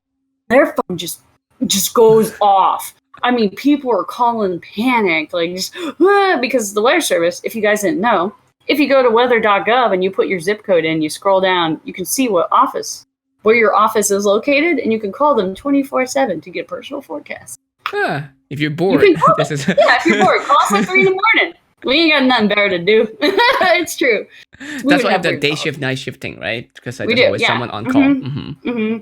Yeah, so we always had to have 2 bodies in the building too, because of emergencies. So so Alabama put a tweet out right afterwards saying there will not be any impacts of this hurricane to Alabama. There's nothing, and everybody is like, "Ooh, you're," because Trump had just tweeted the thing, and 15 minutes later, Alabama tweets, "No, there's no hurricane coming to Alabama." And then he held the press conference instead of just saying he was mistaken, which is nothing. He will never do that. He could even just say like, "Oh, things have updated since the last time I talk about it." Right. Then nobody will be at fault. He was pulling back maps, and then he pulled up. What he did is he pulled up the current NOAA hurricane track. Which didn't have Alabama at all. Like, it was curving like halfway through Georgia and going up. And he just took a Sharpie and around Alabama. Like, he just went around the state, like on the official NOAA hurricane track. So he doubled down. And we're just he doubled down. And then, it was for days. And oh my God, it was awful. Even people were calling us, in Goodland, Kansas. Honestly, the county I lived in was 97% Trump power. Okay, 97% voted red in the presidential election. Okay, they're Trump lovers. And even I, in Goodland, Kansas, was getting phone calls saying that I had a liberal agenda and was trying to make the president look bad. And I'm like, what? And then our people at Heads of Leadership, which I've had the opportunity now to meet the head of NOAA. His name's Dr. Neil Jacobs. He was the guy who had to deal with this fallout. And he was dealing with Secretary, was it Wilbur Ross? I want to say it was Wilbur Ross. But like it was absolutely awful because we're trying to keep to the science only and not making it about politics. And people are just trying to make it political again and again and again. And the people at, and then people within the weather service were like, there's good, half of the country doesn't like Trump. So, they were pissed that Neil Jacobs was coming out with a statement, no one released a statement saying, previously it did have this track, and there was a mistake made, and then the letter was rescinded, and then somebody else got in trouble, and then there was this thing, we had our National Weather Association conference, which is only for operational meteorologists, not really too much research. Well, I mean, there's still research people, but it was packed with freaking news media because the week after, nobody knew what representation is. Yeah, weather drama. Can we get a statement? How do you feel about Trump screwing with the map? And I feel here's the problem this day is that and even with the COVID-19 the same situation, and I'm not sure if I brought it up yesterday, is that you have two situations. Yes. Do you want people know the truth and then they will react by their own according, whatever their judgments, or do you want to force a certain perspective so they'll do something safer? For example, the mask right now, right? Technically, majority of the masks that people have will protect you from getting sick, getting other people sick. So it's more protecting others than yourself until you get to those N95 ones, the filter and everything. But so then, if people are selfish, then there's no reason for them to wear one because it doesn't really protect them. They're wearing the normal N95 mask, just a normal cotton mask that they made at home. So do you want to lie to people and say oh no, this will protect you because that will definitely actually save life in the long run? You are flattening the curve. Or you have to hey, actually this does jack shit for you. So just, save other people. Then they're like, well, yeah, nope, not going to do anything anymore. So I feel weather service might have that problem too because legally I can't tell you this might or might not happen, but you should not go out and run around. Exactly. Well, it's if we issue her business and they keep it open during the storm and then the flood comes and they're like, well, you didn't tell us it was going to be this bad. No. We told you. You didn't listen. It's really hard too because one of the things they do the Swiss cheese model where the holes line up and bad things happen in our social science. But I can give you a story that this is where the red tape, really, I've never been so mad in my entire career. And this happened. I'm gonna try my best to keep it minimal so I don't call any names out. Okay, I came into work. This was in Kansas. I will tell you, it was in Kansas. I came to work at 2:00. I was the radar person for the evening, and I was watching this monster supercell develop over Wyoming. This thing was just a fucking beast. Okay, this was a monster. It dropped 7 tornadoes before it even got to my area. It hit a school. It hit an airport. We're getting all this live feed and video and stuff. And this thing moves into my area, and I do something I thought I would. But I've never been this confident in my life. You know what I mean? I issue a tornado warning an hour in advance to this area with these couple little towns along I-70. I issue this tornado warning. Not only do I issue this tornado warning, okay? I have my coworkers, because I'm on radar, I have them all the emergency managers, the fire departments, the emergency managers, the state, county sheriffs and things like that. All the important people that you need to call and contact and listen, I need to tell you, I know this is a severe, this is a tornado warning that's far away, but you need to understand, this is the big one. It's coming. It's going to be there I give you an hour. You got an hour to warn people. This is it. This is the big one. We're going to see monster hail in this, winds over 100 miles per hour easily, So what happens is the storm, it's near the end of the night, and we have this thing called the tail end chart. It's kind of like the last push before storm kind of dies off because there's no more sunlight, there's no more heat driving this thing. It becomes colder and kind of falls apart. But I just see all of a sudden it rise up in satellite because now we got a new satellite, gives you 1 minute data. Oh. And I just see this donut hole start to form. And I all of a sudden just pure chills. Cause I'm oh no, this is a microburst, which is way worse. I mean, you have a tornado, and it's in retrospect, it's pretty small. You know, it can be the record. The one that killed like Tim Samaras was over 2 miles wide. It was like the biggest one ever. But I have a warning out for a huge area, of course. But this thing is going to impact like a 75-mile radius. Like this thing is going to come down and just, you know, it's going to mess everything up. So my tornado warning, I had to switch it to a severe thunderstorm warning, even though this, you know, but we had called and told them, like, the big one's coming. Here it comes. You got an hour on point. I said it was going to hit at, like, 6 o'clock. It hit at, like, 6:05. Like, and it hit and the phone started going off the hook. Huge 3.75-inch hail. Winds, buildings ripped from foundation. Just, you know, like, this is the big one. You know, and I was waiting for this. You know, I knew it was coming. I actually got an award because I did such a long warning, and you know, but it doesn't mean jack shit because the next day, okay, I was on what we call an X shift, which is it's kind of a training shift, you know. We do have training shifts because you wouldn't want a doctor in med school 50 years ago. You're like, oh hey doc, it's just a scratch, you know, or like it's just a cut. We just need stitches, and he's like, we need to amputate. You know, you want to have somebody on top of the like update it, yeah. We're constantly learning all these new techniques and new things. We do training. Especially technology helps a lot too. I'm sure 10 years, 20, 30 years ago, detecting things takes so much longer. And now it's like, we can even live stream seeing it where you could not see things like that back then. Which I always pull Twitch up, and I'm watching all the chase too when I know they're out in my area. So yeah. And I'm literally like, I have their phone number because they like post their, and I'll call them like, hey, this is Liz with National Weather Service, Goodland, Kansas. Are you on that storm? What do you see? Tell me. And people like that who are out there chasing and they're on the storms, they save lives by giving me information. They have helped me pull the trigger on stuff because I can't see what's happening on the ground. That's awesome. Yeah. But long story short, I talked to my manager, which I am essentially what he is, but for the entire region. So I jumped like 4 steps to this job here. It's crazy. There's a whole long story tied to that. But I went with him the next morning, and we went to the town that I was like, yeah, this town got hit the hardest. And we show up, and I mean, it's just it's devastation everywhere. I mean, everything's, you know, like there's houses just white from foundations. It was like 8 in the morning we got there. We had 3.75-inch hails report. It was 8 in the morning, and there were still like quarter size or bigger, like golf ball size hail still on the ground everywhere. It was fascinating. It's like raining mosquitoes, but bigger.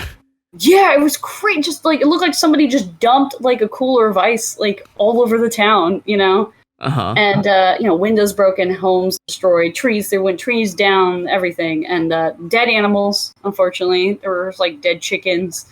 There were several. Tell me the part why you were mad. I feel like you sound every sentence like you did good. You did good job. It's like I did everything that I could. Twitches. So we're trying to meet up with one of the people, you know, to go over the survey because we have to do a storm survey, you know, categorize the storm and everything else.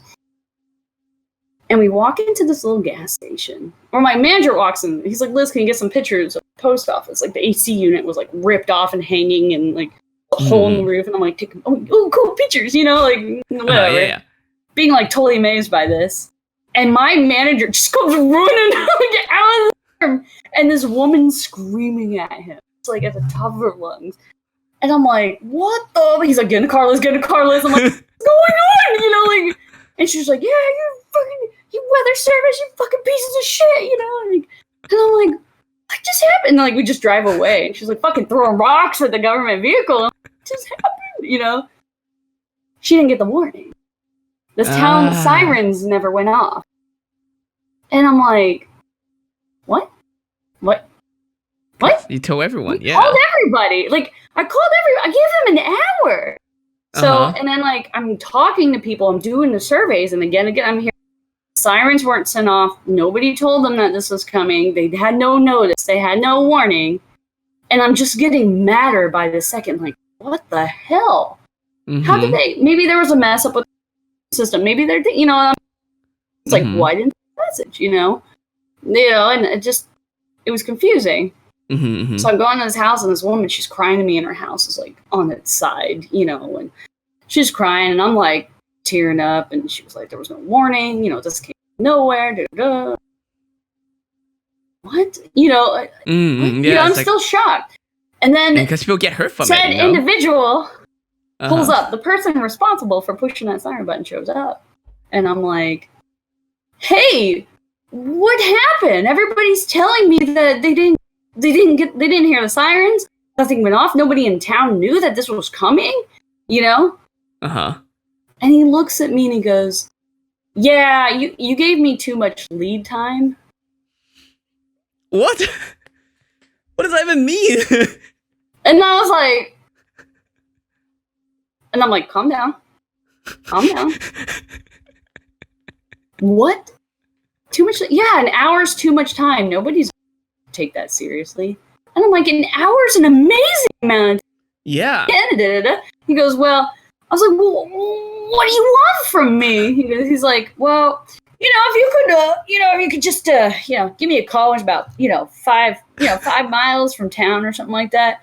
And I'm like, this thing was moving 115 miles per hour. That's like a second, Yeah. And I'm like, and I looked at him and I was like, I'm just getting pissed. Like, I'm getting pissed. And my manager's looking at me and I'm like, I'm about to burst. I was like, no, you're not going to get a call. And he's like, what? Excuse me? I'm like, I'm responsible for 19 counties. You are lucky you got a phone call, know? And he was like, and he was like, I was like, what do you want? Like, are you kidding? Look at this. You had the opportunity to tell these people this was coming. Why didn't you do your job? And I start saying job and my manager just pushes me away. Because if anything, it's like, fine, you get lead time, then you yourself wait half an hour or wait whenever then to tell elderly people. Like, I met elderly people who weren't in their basements, they were in their house and a tree went through the house. Grocery store or something, They right. just like, there hey, were people stay somewhere. driving on the highway and semis were flipped. Like, they didn't tell anybody. They didn't shut down the highway. Oh my God. I gave you an hour, you dumb motherfucker. I was so mad. And I was like, I said to my manager at the time, and I was like, what do we do? And then he's like, well, we'll hook them up with radar.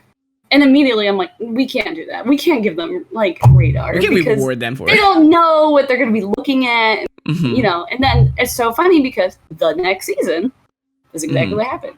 They called us on like a what we call stratiform shower day, which is like little rain sprinkles, which is what we really have here. Not like thunderstorms, just a little sprinkly rain. And they're like, oh, we see a tornado on the radar. What? What the hell are you looking at? They're looking at like, what? And what they were looking at. So what happens is, remember I was telling you about that cap in the atmosphere? Okay, things like that. Well, what happens is, literally, air can be like held and condensed and pushed down, and it can cause radar beams actually to kind of bend downward. I believe this is either subrefraction or superrefraction. It's one or the other. I get them confused. Convex versus concave. Yeah. And when it does, we get these false tornado signatures because of cars driving on the. Oh. So it's a clear day, and we get a little. The radar does not detect tornadoes. People detect tornadoes.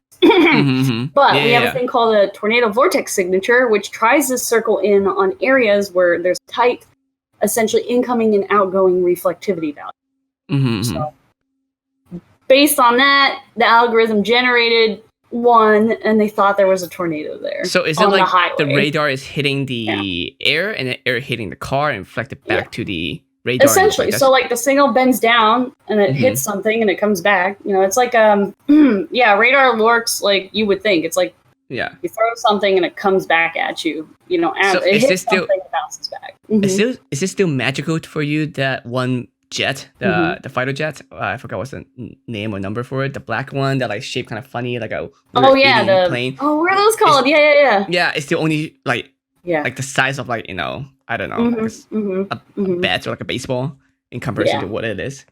Yeah, I usually don't see planes, but when we do have that subrefraction, we can see cars on the highway. We can see birds migrating. We can see swarms of locusts, and we can actually see. It was cool in Key West because you could actually see the cruise ships coming in. Every 5 minutes again, it was like boop, boop, boop. It was pretty cool.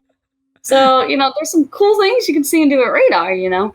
But because we gave radar to these people who don't know what they're doing, they don't have the training or the background that I have, they kept calling us and getting pissed at us. And so I'm on the phone with this guy, and all of a sudden it clicks to me, and I'm like, wait, you know?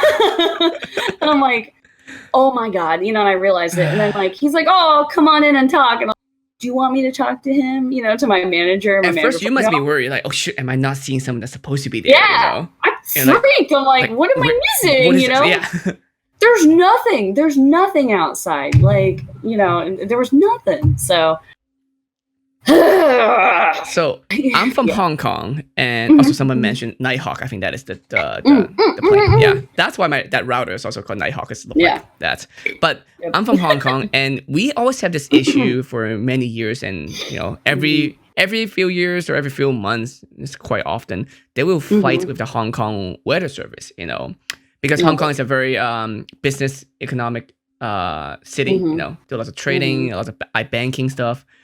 So the weather service and also school as well, and all kind of jobs and everything related to this service, because we get typhoon all the time in Hong Kong, especially in summer.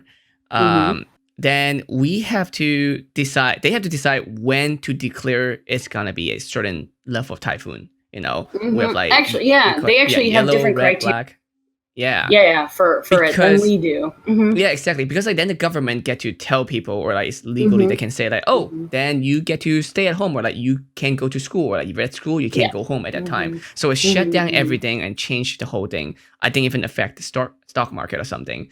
So it's a problem if they call something and it didn't happen, or they call in something that they didn't call something that did happen. So it's both like you know, positive and negative, like I forgot what's the term for it, but like, you know, that situation. And I feel like that's coming to trouble, is that if you do call something and it didn't happen, then like, well, last time they say that and nothing happened, and then they won't listen anymore. But I feel like it's hard. The politics side of it is so hard, and that was the thing with like the Sharpie Gate and all the drama there. People like, you know, like people within the organization already have, you know, who hated government. People who work for government, I hate government, you know, and the private sector like too is trying to like, you know what I mean? It was, we were just trying our best. And I think Dr. Neil Jacobs did a fantastic job of keeping the politics out of it and sticking to the science. But at the same time, like at the end of when we had all the there, the head of the weather service, Dr. Louis Leaney, he was like, they did nothing wrong. They did their job. There was no malintent. And then kind of left it at that. And people are like, oh, weather service says that Trump was wrong. Spin it really bad, like way too much. I'm like, that's not what he said. You know, he said that we did nothing wrong. We were doing our job. We were trying to defend this information. There was no attack. There was no mention of the president at all, you know. But it's like with Fauci right now. Like I really like, you know, he's trying to give people hope, you know, but optimistic. You know, it's that be weird, realistic like, too. You know, trying to optimistic and realistic, kind of like exactly push and pull to like and he's trying to balance it with the science, even though it's contradicting. You know, so it's you don't want to be political, but you can't just you don't want to scare people who aren't going to be impacted, right? It's a weird thing because like science should not be political, but the science about thing, because science is real life, and when it's affecting real life, people can make it political. Right, and it gets so frustrating. And business can come in and do stuff too. Right, and it's funny too, because like I've had so many times where I've given and you know, like, and afterward, you know, I'm like, yeah, I'm a federal employee, you know, no and and people are like, I had a guy once, and he was like, you know, he goes, what's your opinion on climate change? I was like, what's your political party? And he just started laughing. I was like, I'll tell you what you want, because I don't want to fight with you. I have no interest in fighting. He goes, well, what's the official stance? I was like, the IPCC, the International Panel on Climate Change, has designated that climate change is real, and we do it now. That's what the science says. That is our statement. But what about the real fake news media? And I'm like, listen, you asked me what I can only say this. You can believe what you okay? You know, based on your political, I'm not going to change your mind, sir. You know, you don't have to get mad at me. And I was really just kind of empathetic. Like I'm a meteorologist. You know, I'm not a climatologist who studied climate for millions of years. but cough, cough. If you just look at it, I mean, it's so obvious. But I mean, Yeah. But to that gentleman, I was like, I'm really trying my best here. I can't. And it's hard because I can't fight with you on this. When it comes to climate change, exactly, it's like kind of like fighting with people on the internet, on Twitter war, or like screaming in a room with no people. Yeah. Yeah, exactly. Like there's no point for you to keep on because they don't want information. They just want to be right, and more importantly, they want you to be wrong, and that is not a discussion. Exactly, and it's like this is what the science says. I go, you're. Like I know I'm not going to change your mind. I mean, if you really want to research it and study, go get a degree in meteorology and do the study yourself. If you want to do. Yeah. All your power, man. And it was just kind of like. And after, I was very nice and very respectful in the way I said it. And afterward, he was like, "You're one of the good ones. You're one of the good feds." Like federal employees get a bad rap. And the thing about people who are meteorologists, like the good majority of them are like me, the little kid writing the book saying, when I grow up, I want to save lives. It's funny. I've never met anybody in any other career who, since they were little, they all wanted to, and they finally reached that, reached that goal. There's so many people who fall in love with weather at the beginning of their lives, and that was it. Sometimes which is probably why, like, once I finally got into the weather service, I started exploring other outlets, cosplay, and and I had a lot of fun doing that. And for me, for a while, there was, maybe I made the wrong choice. Like, what about all these other opportunities and things I could have pursued and pushed? And then I got to Kansas, and I was like, this is fucking awesome. I love this job. I think about that sometimes too. It's like, I just want to know what it's like if a different lifetime, if I do that something else, if I could have done that just to like the experience of it. As you get old, the branches, fine out, and it's a little bit of an anxiety thing. Like, maybe I missed these opportunities, or maybe I should have done something different, or is it too late? And it's fun on a human brain. It helps that talking to people because they telling me how they realize they realize that I'm doing something that I didn't realize I'm doing. Like there's something that they really envy of what I did too. I was like, to me, because it was just my life, it was just normal, So, but to them, it's like, wow, you got to do this, and that was really cool. And I was like, well, I need to think about it that way, and that's why I'm doing this podcast as well too, because that's what I want to know. It's like, what was your life like? I most likely will never live your life, but I want to have just a taste of it. Just a little bit. It's a fantastic, it's a fantastic job. I love what I do. I help validate, when I issue a warning and I walk out, I'm like, there's my tornado, like really happened in Kansas, it was just such a good feeling, And it's funny because when I first got into the weather service, I wasn't sure if that's what I wanted to do, if I wanted to try pursue TV because I didn't know any better. And other things, or join the military, or go teach English in Japan. Like I had all these different options and opportunities. What did I want to do? And I remember a student in the university, and I was working an event, and it was a widespread like high risk day, which the Storm Prediction Center issues tornado watches ahead of time, which a tornado watch is usually 12 to like a 12-hour period or smaller, depending on when conditions will be primed for tornadoes to form. They're not tornado warning. Watch means watch out, it could happen. Warning means to be covered. It's pretty simple stuff. But it was my first, it was my second. It was my second event, and I was just handling phones, radar up, and I didn't know what I knew, of course, but we issued tornado warning, and I have the tornado like right there on my screen, and I'm just like, damn, like cool. And all of a sudden the phone rings, because I'm answering phones because I'm just a student, still. Answer a phone, and it's this woman panicked, and she's like, "Hi, is this a weather service?" And I'm like, "Yes, ma'am. How can I help you?" Because I'm like, "What's going on? What's going on?" And she's like, I'm over here at this area, and I see a funnel, but I can't see it touch. Is this a tornado? Your address, and she gives me her address. I Google it, and I pull up the lat line on my map, and it's headed straight for her. Oh. And I'm like, my stomach dropped, because this has always been fun and theoretical kind of stuff. It's never been like I'm being impacted by the weather at that moment. Yeah. And I was like, yes, ma'am, that's a tornado. And I hear, she had me on speaker, and her children start screaming and crying, and her husband's yelling. And she's like, I don't know where to go. I don't have a basement. I don't know what to do. You know, like she's panicking because she doesn't know what to do.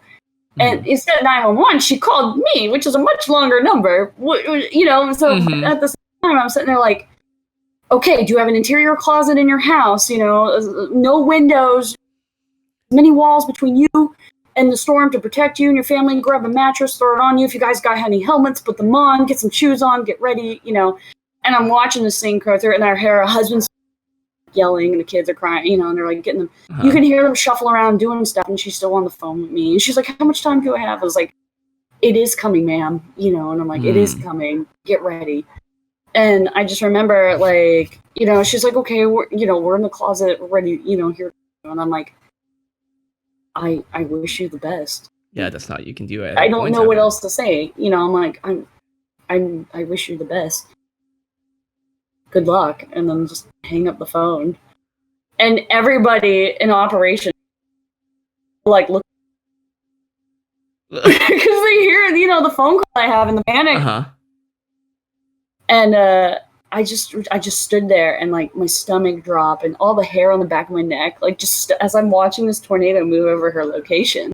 And I'm just sick to my stomach. And my boss comes over, and he puts his hand on my shoulder, and he's like, "Liz, are you okay? Do you need a minute?" And I'm just like, "No, I'm good. I know what I have to do." And I immediately get on the phone. I get through to dispatch. I get on the phone with an officer, and I'm directing him around the roads around the storm to get to that house as fast as I can. Right, because you can't just stop. I can't stop anything. Right. He can't just go there. He's got to go around. So I'm sitting there talking to this cop, and he's like, "Oh, I see roof damage and stuff." And then he hung up. And I all I knew was the house was damaged. You know, the roof, there was no roof. And I knew they were in the, and like, so I hung up the phone afterward. And I remember some stuff. Like, I just went into the bathroom. I threw water on my face, and I was just, you know, I was terrified. I was just like, oh my God, this is real. You know, it was just, And I went home that night from work, and I didn't know what happened. You were just a student too. I was, and nobody had given me 911 training or anything. So, ironically, though, I do have victim advocate training. I volunteered with like domestic like abuse shelters actually back in the day, and I did that a lot. And I worked with a lot of women who came from bad homes. But besides the point, I still wasn't ready. And then I went home that night, and I like cried and like went to bed. And I got up next day, and I went to work and got a phone call, and it was her. And their house was damaged so bad they couldn't live in it. But she, you know, and she was crying, and she thanked me, and then I started crying, and they were all okay. And I was like, you know, I'm so happy you're okay, you know. And she was like, "Thank you for getting the sheriff to us as quick as possible." You know, the cops. And then I just like, not knowing is scary too. You know, and I was just like, I'm glad they called back. You know, I'm glad she called me the next day and told me what happened, and she thanked me. She was like, "You saved my family's life," and I never really thought of it that way. And you know, my one coworker goes, "Liz, you're going to get those calls from time to time, and you're not going to get a call back. You know, this is something you're going to have to live with." You know, there are people, every meteorologist who's worked radar can tell you a storm where someone didn't get the message and somebody died. I've had it happen. You know, I mean, you told me a story of like a whole town didn't know about it. That could have happened badly. Yeah, unfortunately, no one died, thank God. But, you know, well, except animals, tons of pets. Oh, man, that was so disturbing. Just the birds were knocked out of the trees. And just, it was so gross. And everything smelled like pine, like a pine saw. Because all the trees were down. Yeah, there was like something. I was like, "Whoa!" It's like somebody just, shoved pine trees up my nose, you know. But yeah, and you know, I had that moment, and it was like, because I was in that point where I'm like, "Is this what I want to do with the rest of my life, or do I want to pursue one of these other outlets?" And after that experience, it was just kind of this eye-opening. Like, it wasn't a good experience, it wasn't a bad experience, but it was one that I needed to give me the validation that. To know what you're getting yourself into. Yeah, for my whole life. This is what I've dreamed of. This is what I've wanted to do. This is the right choice. And it was in that moment. And I'm grateful for it. And I'm glad it all turned out okay. But damn, that was a hard way to learn. You know? A hard way and a quick way to like, bam, you're in it now. What do you think? Congratulations. Yeah. So. Wow. That Was an amazing story. Yeah, it's a fantastic. I mean, it's so good, so good. Not as good as the one, where they fucked up or the tornado, but yeah. While you were telling the story, I have a quick question that come to my mind. You can't just drive away, right? It's actually not ideal to drive away with tornadoes coming your way. Actually, if there's a tornado coming towards you and you have nowhere to if you don't have a building to get into, a solid structure, not like a mobile home or a shed or a shack or a gym or a garage. If you don't have, we always tell people, first off and foremost, get to a solid building. If you can't and you have no other option, you got to come in, just look at the way it's traveling and go 90 degrees the opposite way. It's hard to tell, right? Especially if it's coming your way, then it's hard to tell because you don't see it coming this way because it's huge. Yeah. Out in the Midwest, it's a lot easier for people because there's nothing and you can see for miles. True. But if you're in a town and here it's coming at you, if it's about to hit you, we actually tell people it's safer to go lay down in the ditch. You have a better chance of surviving. But honestly, at that point, it's good luck. I'm not going to lie. I mean, it's not going to be like Twister. You throw a fucking belt on the thing. You're like, whoa! You ride out the tornado. No, you're going to get sandblasted. You're going to, it's also going to be bad. I think I read this too. You also will get hurt more likely because of something else that caught and then hit you. That's what people usually die of is blunt force trauma. Yeah. So and then that was another thing too is people will be on highways and they'll drive under overpasses, and we tell people don't ever do that. That is a terrible idea because people will shelter on one side, but a tornado is spinning, you're going to get hit with the opposite side as it goes through, and it actually creates a vacuum and it sucks people up and rocks and cars and crushes people. So we always tell people don't go park under an underpass, But if you can drive an out, fuck, by all means, go for it, man. I mean, but if nope, this is catching up on me, I have nowhere to go. It's up to you. You know what I mean? Don't stay in the car. It will be picked up and it will be thrown. At least if you lay on the ground, you're closer to the ground for a chance.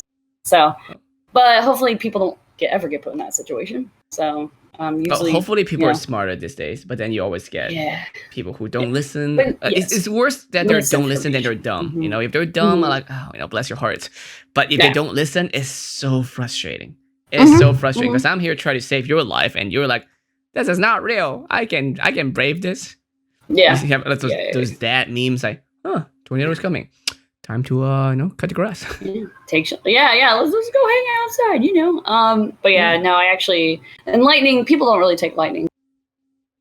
Kill people pretty easily, especially that's the number one water related weather fatality is lightning. Actually, a good question, or a good question for everybody. What is the number one weather killer? What weather related thing kills people the most? What would you guess?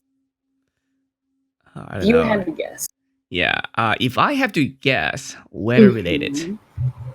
Oh, I don't know, cause so my option. I'm even thinking about what are my options, right? If you talk about rain, that's just water. Hail is a stronger water but harder, like rock. You got snow, which seem kind of peaceful-ish feeling. I mean, it's not pretty, but it's I've walked in a blizzard. It sucks. It sucks. Oh, it definitely sucks. But it's not bad. But as long as you don't get hit by anything in it.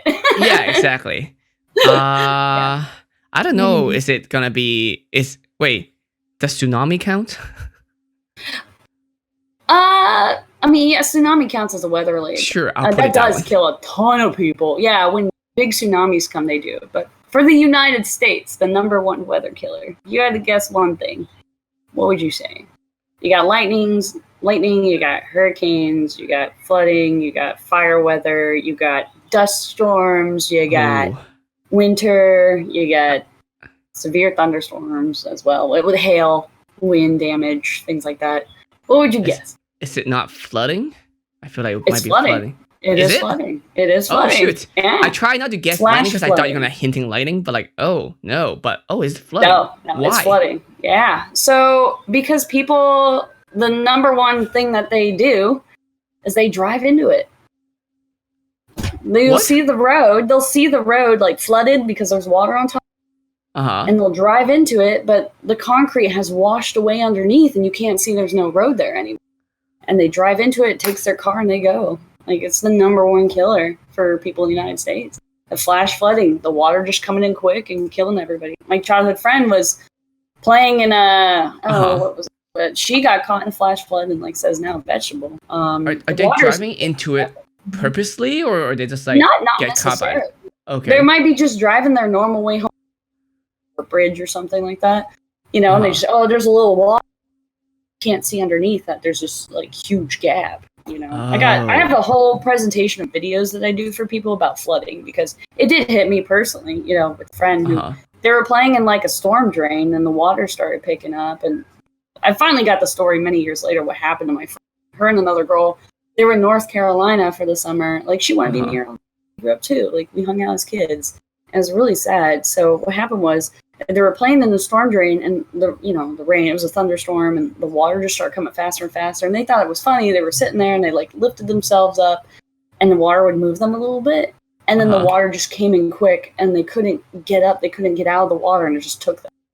And what happened then was, they literally just got stuck in like this like sewage system. And when they found her, she had held her. She was not only does like water.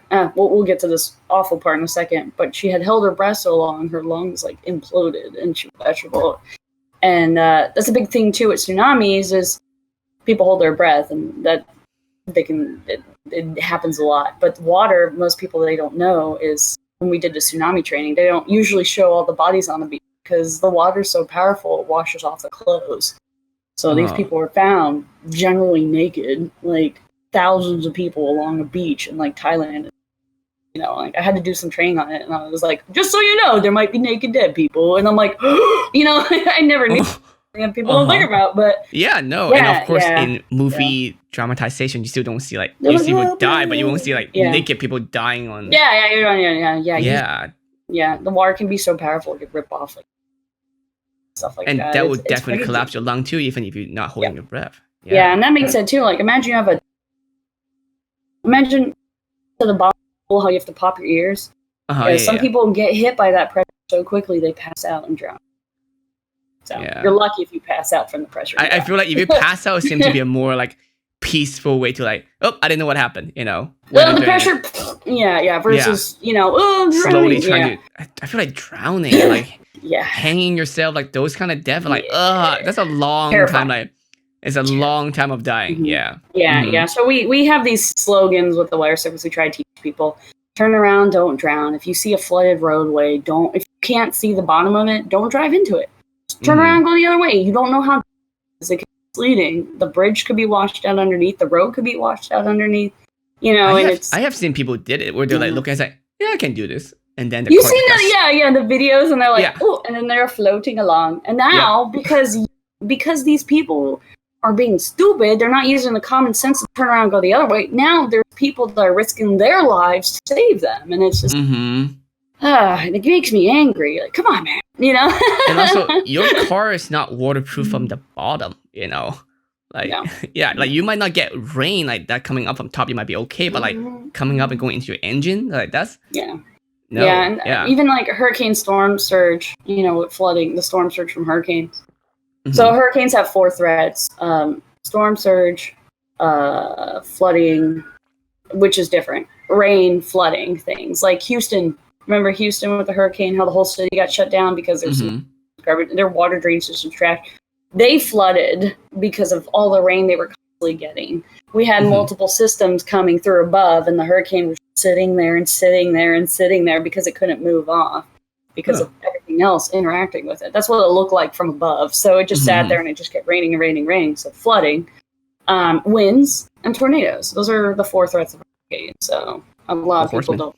The 4 horsemen of the apocalypse. So but no, what I do now enables me. So moving out here to the Pacific region, it's been a very eye-opening experience because it's a smaller region and it's been lost in some ways, like forgotten in some ways. Like we don't have the models. We don't have. So they launch weather balloons, twice a day. And with a weather balloon, which, by the way, if you ever find one, just look at the box and fill out the information and like send it back in. It's It's not dangerous. It's not a bomb. Please don't blow it up like the Postal Service in Puerto Rico. True story. They blow up one? Yes. Yeah, they thought it was a bomb, so they blew it up. There's only helium like in the balloons. You know, unless you're in Alaska, they actually use Alaska. But you're not going to get a balloon in Alaska. Yeah. But we actually have a ton of sites there because with the weather balloons, without these weather balloons, we couldn't tell you what the weather's going to be tomorrow. We couldn't tell you the temperature, the chance of rain, anything, because these balloons are literally the only thing that we have that measures in real time in the atmosphere what's going on. Mm-hmm. So we have them like dipped out, like, or spread out across the United States grid point wise. I think it's 122 in the main cone. And then we have some out in Hawaii, and also Alaska has a butt ton. Why would they have a ton of them in Alaska, you ask? Because that's where all of North America's from, actually. Everything starts there, and with all those balloon observations, what's coming and what's going, and that's the data that's fed raw into it. So I think I sent you weather balloon launch photos. I sent you several of those. You sent me a bunch of photos that were you showcasing all this stuff. I'm like, that's not great to show. Like, that's just who she is. That's who she is. Did you put yeah. So but I'll try to include some like in the video, like that YouTube. I'm kind of done with this. Yeah. Awesome. For sure. No, the balloons are cool. They actually they're launched around the world at the same time. 0 and 12Z. Everybody. So while somebody's launching in Florida, somebody's launching in Japan or Thailand. Interesting. I didn't know that. The entire scientific, they launch them at those 2 times. Now there are researchers that do them at different times too, like extra launches or things like that for research and things like that. There's additional ones, but everybody launches them at the same time. And it's kind of a cool agreement. The United States has a pretty big, I want to say it is the biggest public, like government funded, like weather program in the world. And then most countries have theirs privatized, pay up, son. So there actually is that kind of shift and transition, try to force people into making options of the weather service privatized, so it's cheaper. And by cheaper, it's a kind of a disservice, in my opinion. I think because your tax dollar, every time you buy something, tax dollars are going to pay my salary, and I would like that to continue. I kid, but you got people in here. And also, you don't want people to just mainly just for profits, for something that could save lives, Exactly. It's because you got to the EpiPen situation, Exactly. Exactly. So, don't at me, okay? It's good for innovation, but at the same time, it could be dangerous for things that is very life-endangering. Right. And plus, that being said, too, the amount of schooling and time and effort goes in. You gotta pay these people. And that being said, if I mess up a forecast and it goes to shit, somebody gets hurt, I don't get sued. It's not a perfect science. I have missed tornadoes. I have, and trust me, you have no idea how pissed I get when I do. Like, you'll just get this tiny signature, and you're like, I don't know if that. And then you get the call like 2 days later that there was a tornado that hit something, and you're like, damn it, So it's one of those things where we're not. What do you think is worse between the two, where you are reporting something, but then it false positive, like reporting something, but it didn't happen, or is it like you did not report something because you don't think that's the thing? Which thing do you think is worse? I think missing something's way worse, for sure.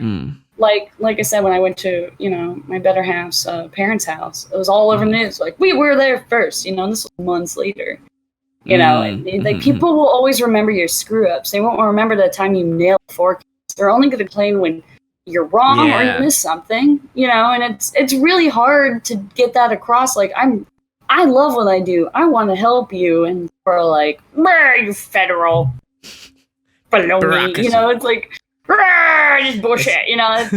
It gets really hard sometimes, again, with people in politics, and it's similar to IT people. I feel like a lot of them are working at home now too, so they're very understanding it. It's that's like, when things are working well, you won't be like, good job, things are working well, because you just assume that's how life is supposed to be. But when things don't work well, they're like, oh my god, how dare you? They're on your ass, man. Like, it's like, actually, I started in the wire service as an IT And then they switched me over to meteorologist, actually. Funny I story used to there. work in Silicon Valley, and then of course when I'm doing my job perfectly, nobody know I'm doing my job. But then when I leave, they have to use 3 people to replace me. Right. And that being said, too, can you imagine a private weather enterprise where you're fired? Like, there's no livelihood. There's no passion. There's no love anymore. You know, weather service is a very rewarding job, and anybody who is interested in getting into weather, I meet so many people who are like, "Oh, I always wanted to be a meteorologist in my group." I always get that all the time. So many weather weenies, you know. That's what we call ourselves, the weather weenies. But it's a hard degree. I'm not gonna bullshit anybody here when I say that. Like, it was the 3rd hardest major at Florida State University at the time. First, chemical engineering. Second, music, and then 3rd was meteorology. I remember at our orientation, there was like 200 of us, and they're like, 20 to 40 of you will actually graduate. And there was like 30 of us in my graduating class out of the 200 that started. Like, it's brutally hard with the math, but I bet. I loved math. Like, I was the president of the Math Honor Society in high school. I was a National Honor Society. You know, was the fucking president of the chess club. Okay, at prom. You're like full nerd. Super nerd, you know. So I always loved math because math was easy to me. I had a strong foundation I could build up on it. So when I got into meteorology, everybody was like, "Oh God, the math, no!" And I was like, "Sweet," you know. And then I got to the theoretical brain thinking side of it, and I was like, "What the fuck?" You know, I was like, "I don't get it." I understand, you know. I had a hard time, and it's funny. I remember, like, I was trying to forecast fog, and I couldn't get it right. So then, like, my manager says, "Liz, I'm gonna give you a paper, okay?" And I'm like, "Okay," you know, because I was doing a bad job. I was terrible at forecasting fog, and it was like every day, and I just couldn't wrap it around my head. And he gave me this technical math paper on forecasting fog with like triple integrals and like differential equations. And oh, and then I was then click. I was like, "Oh, I get it now." You know, it's funny how I have that like logical brain. Yeah. I'm like, I do have the creative side too, where I like drawing. And I mean, here's the thing. I met you through cosplay. I mean, even before this today, I mean, I know you do something with like meteorology or like something about weather in the sky. That's it. That's my extensive of what I know about you. You know, And you know, as many cosplay, we're all very creative.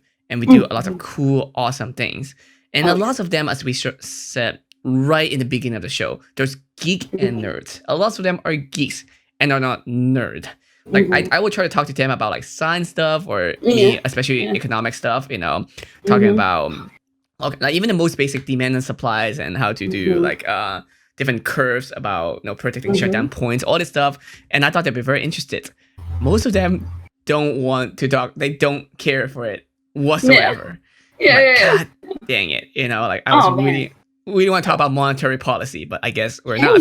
Let's talk about the beauty of a fiat currency. Let's go, you know. But that's not the case. So but then this is very eye-opening because that you're able to balance the two things. And terribly sometimes, I think, but no, but you're still cosplaying and you're still streaming and all those stuff. Yeah, I do stream and play video games. And how often do you stream now?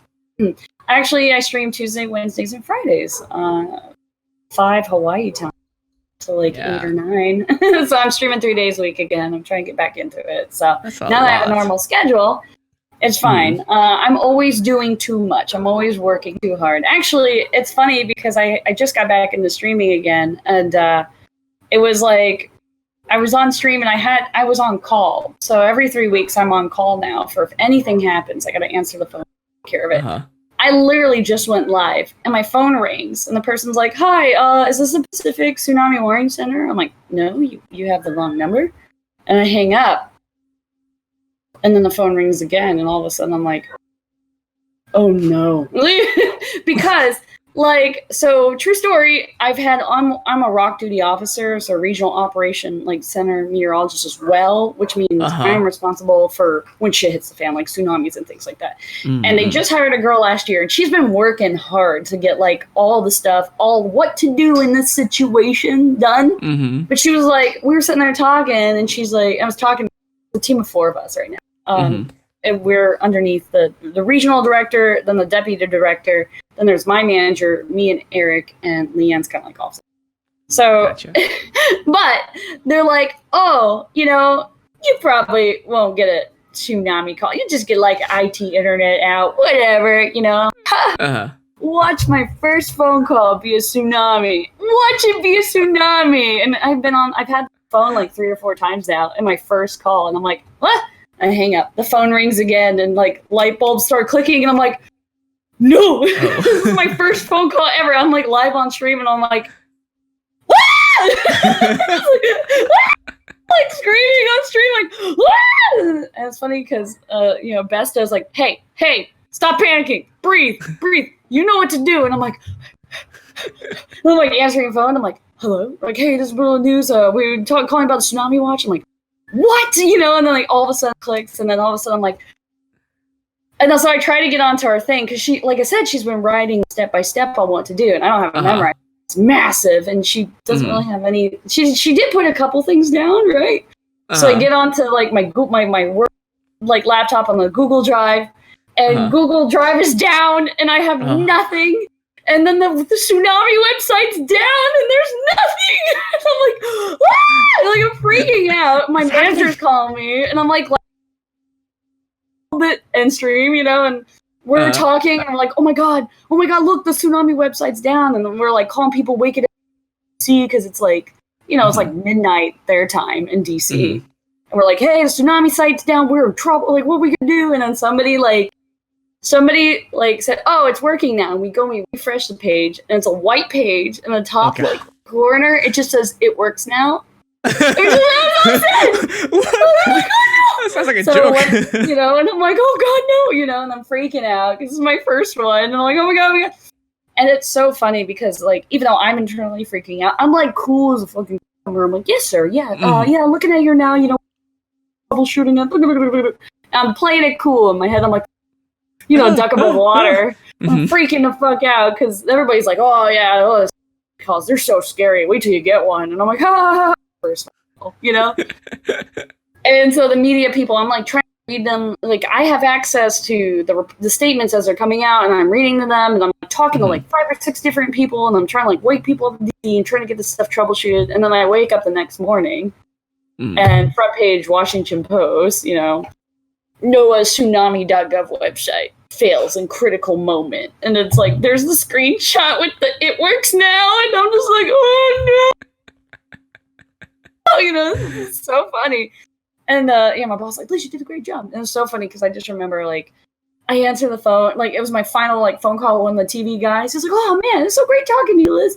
You know, you've been really calm about it. And I'm like, yeah, and I dropped the phone, and I'm just like, oh, sorry, I dropped the phone. And he just starts laughing. I'm duck above water, sir. He just starts laughing. Yeah, too. But yeah, I have to stay very calm, like normally whenever a crisis situation happens. Mostly because I was conditioned at a very young age. I was born with asthma. Got it from my grandma. Aww. Thank you, birthday gift. So I have to learn to be very, very calm in case of you know, crisis situation, because if I'm getting an asthma attack and if I'm more stressed and start like panicking, I would die really fast. So I have an inhaler too, and I and during that I was like I did, I totally puffed it. You did the whole. It's true. The classic nerd kind of like. I'm like stereotype. Yeah, it's so true. Yeah, yep.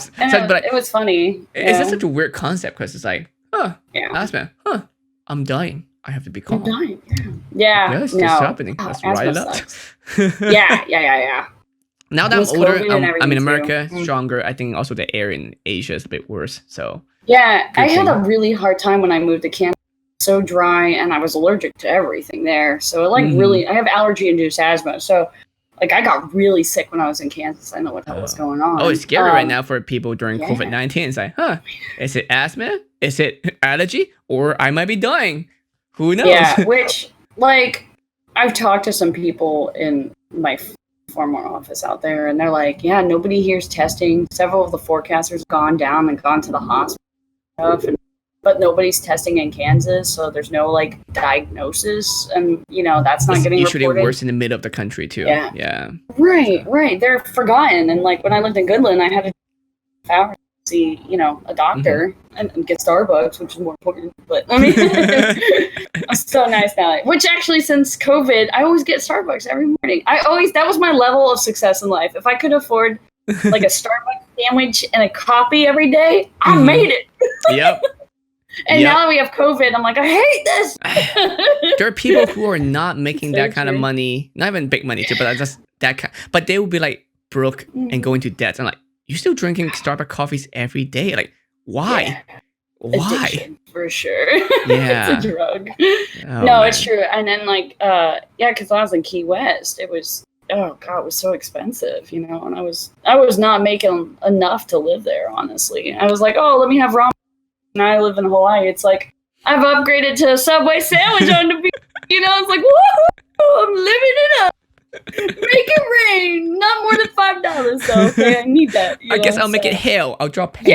Yeah. The comfortable cost of living out here, I don't make it. It's like $122,000 a year. That's crazy. That's what it should be. That's what a normal being able to do. Fortunately. And this was stupid too, because I feel like you are working for the government. That should be meaning you should make the amount, especially your job is pretty critical and pretty high up too compared to like the new student level, you know? So you shouldn't be you shouldn't be under that kind of like, you know, that wage level. So it's kind of weird. Yeah. When I first started in the weather service in Key West, I started at $35,000, which was brutal because my one bed, 850 square foot pot to piss to live in was $2,000 a month. I was only making $35,000, so I depended a lot on credit cards and and Besto. I actually, true story, I tutored strippers for meals in Key West. I did. And I got to hang out with drag queens too, actually, and they taught me how to sew and put makeup on. Can you? So I actually would go to the strip club and tutor all the strippers. Strippers make good money. They do. They were like, you know, girls that weren't. Now, to be real, the girls that weren't snorting it up every night. Oh yeah. You know, that's a problem in Vegas too. Like, a lot of them are actually making good money, but you're just making sure you're not spending it on like drugs or gambling. It's amazing. Like I hung out with a group of girls, and I'm like, oh okay, I thought they just put makeup on. No, they're sitting there doing lines of coke off a toilet, and I'm like, have a nice day. It was great meeting you. Yeah. Farewell. Ever since I come to LA. Cocaine is such an accessible thing. I make so much cocaine joke, especially at my last job. I know. Yeah. And then back in Silicon Valley, I make cocaine joke all the time. But then I didn't realize, this is so easy to actually get cocaine. Yeah. Key West, it was offered all the time. Like, I hung out with a very important official. I'll say that nicely. And yeah, he was like, you want some Coke? And I'm like Coca-Cola. I'll take some Coca-Cola. Especially like, from you? Yeah. It's just a trap. And it was so funny, you know, me being like my self, like dressed all business casual at a strip club, sitting there, like teaching the stripper, like in between her sets, you know, like math homework and meteorology classes and stuff. And I just remember once I was sitting at the bar and the guys were like, hey, how much for lap dance? And I'm like, buddy, you would pay me to not dance. Trust me. Like, and he just started laughing. And I was like, no, seriously, leave me alone. They're like, yeah, free tequila, Liz. I'm like, yeah, liquid diet, son. You can pay me to teach you integral and differentiations. Yeah, it was great. I would meet them. It's funny because I was like, all I want is to be fed. So like, I would meet them at restaurants and they'd buy me lunch all the time. And sometimes they gave me more money too. So it was a fun job. I'm not a judgment person. It's interesting experience. There's a lot of things I did it for the experience, you know. And now I have Oh, go ahead. I don't know if I said it in the last stream or Mm-hmm. even offline because I do like a little thing after the stream too. But the one time I did go to a strip club, and then it's because my friend's a dancer, so we're there to support her. You know, it's actually a bunch of my friends to go together.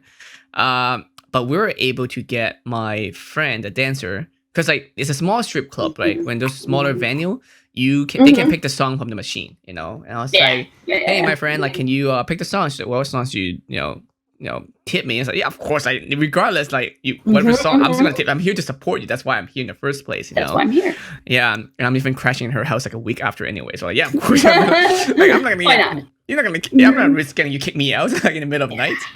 Anyway, so yeah, we made her pick a song, and then we definitely made it rain, and the audience was super confused because you have all these younger people just like making it rain, causing a blast, causing a scene, but like having a blast.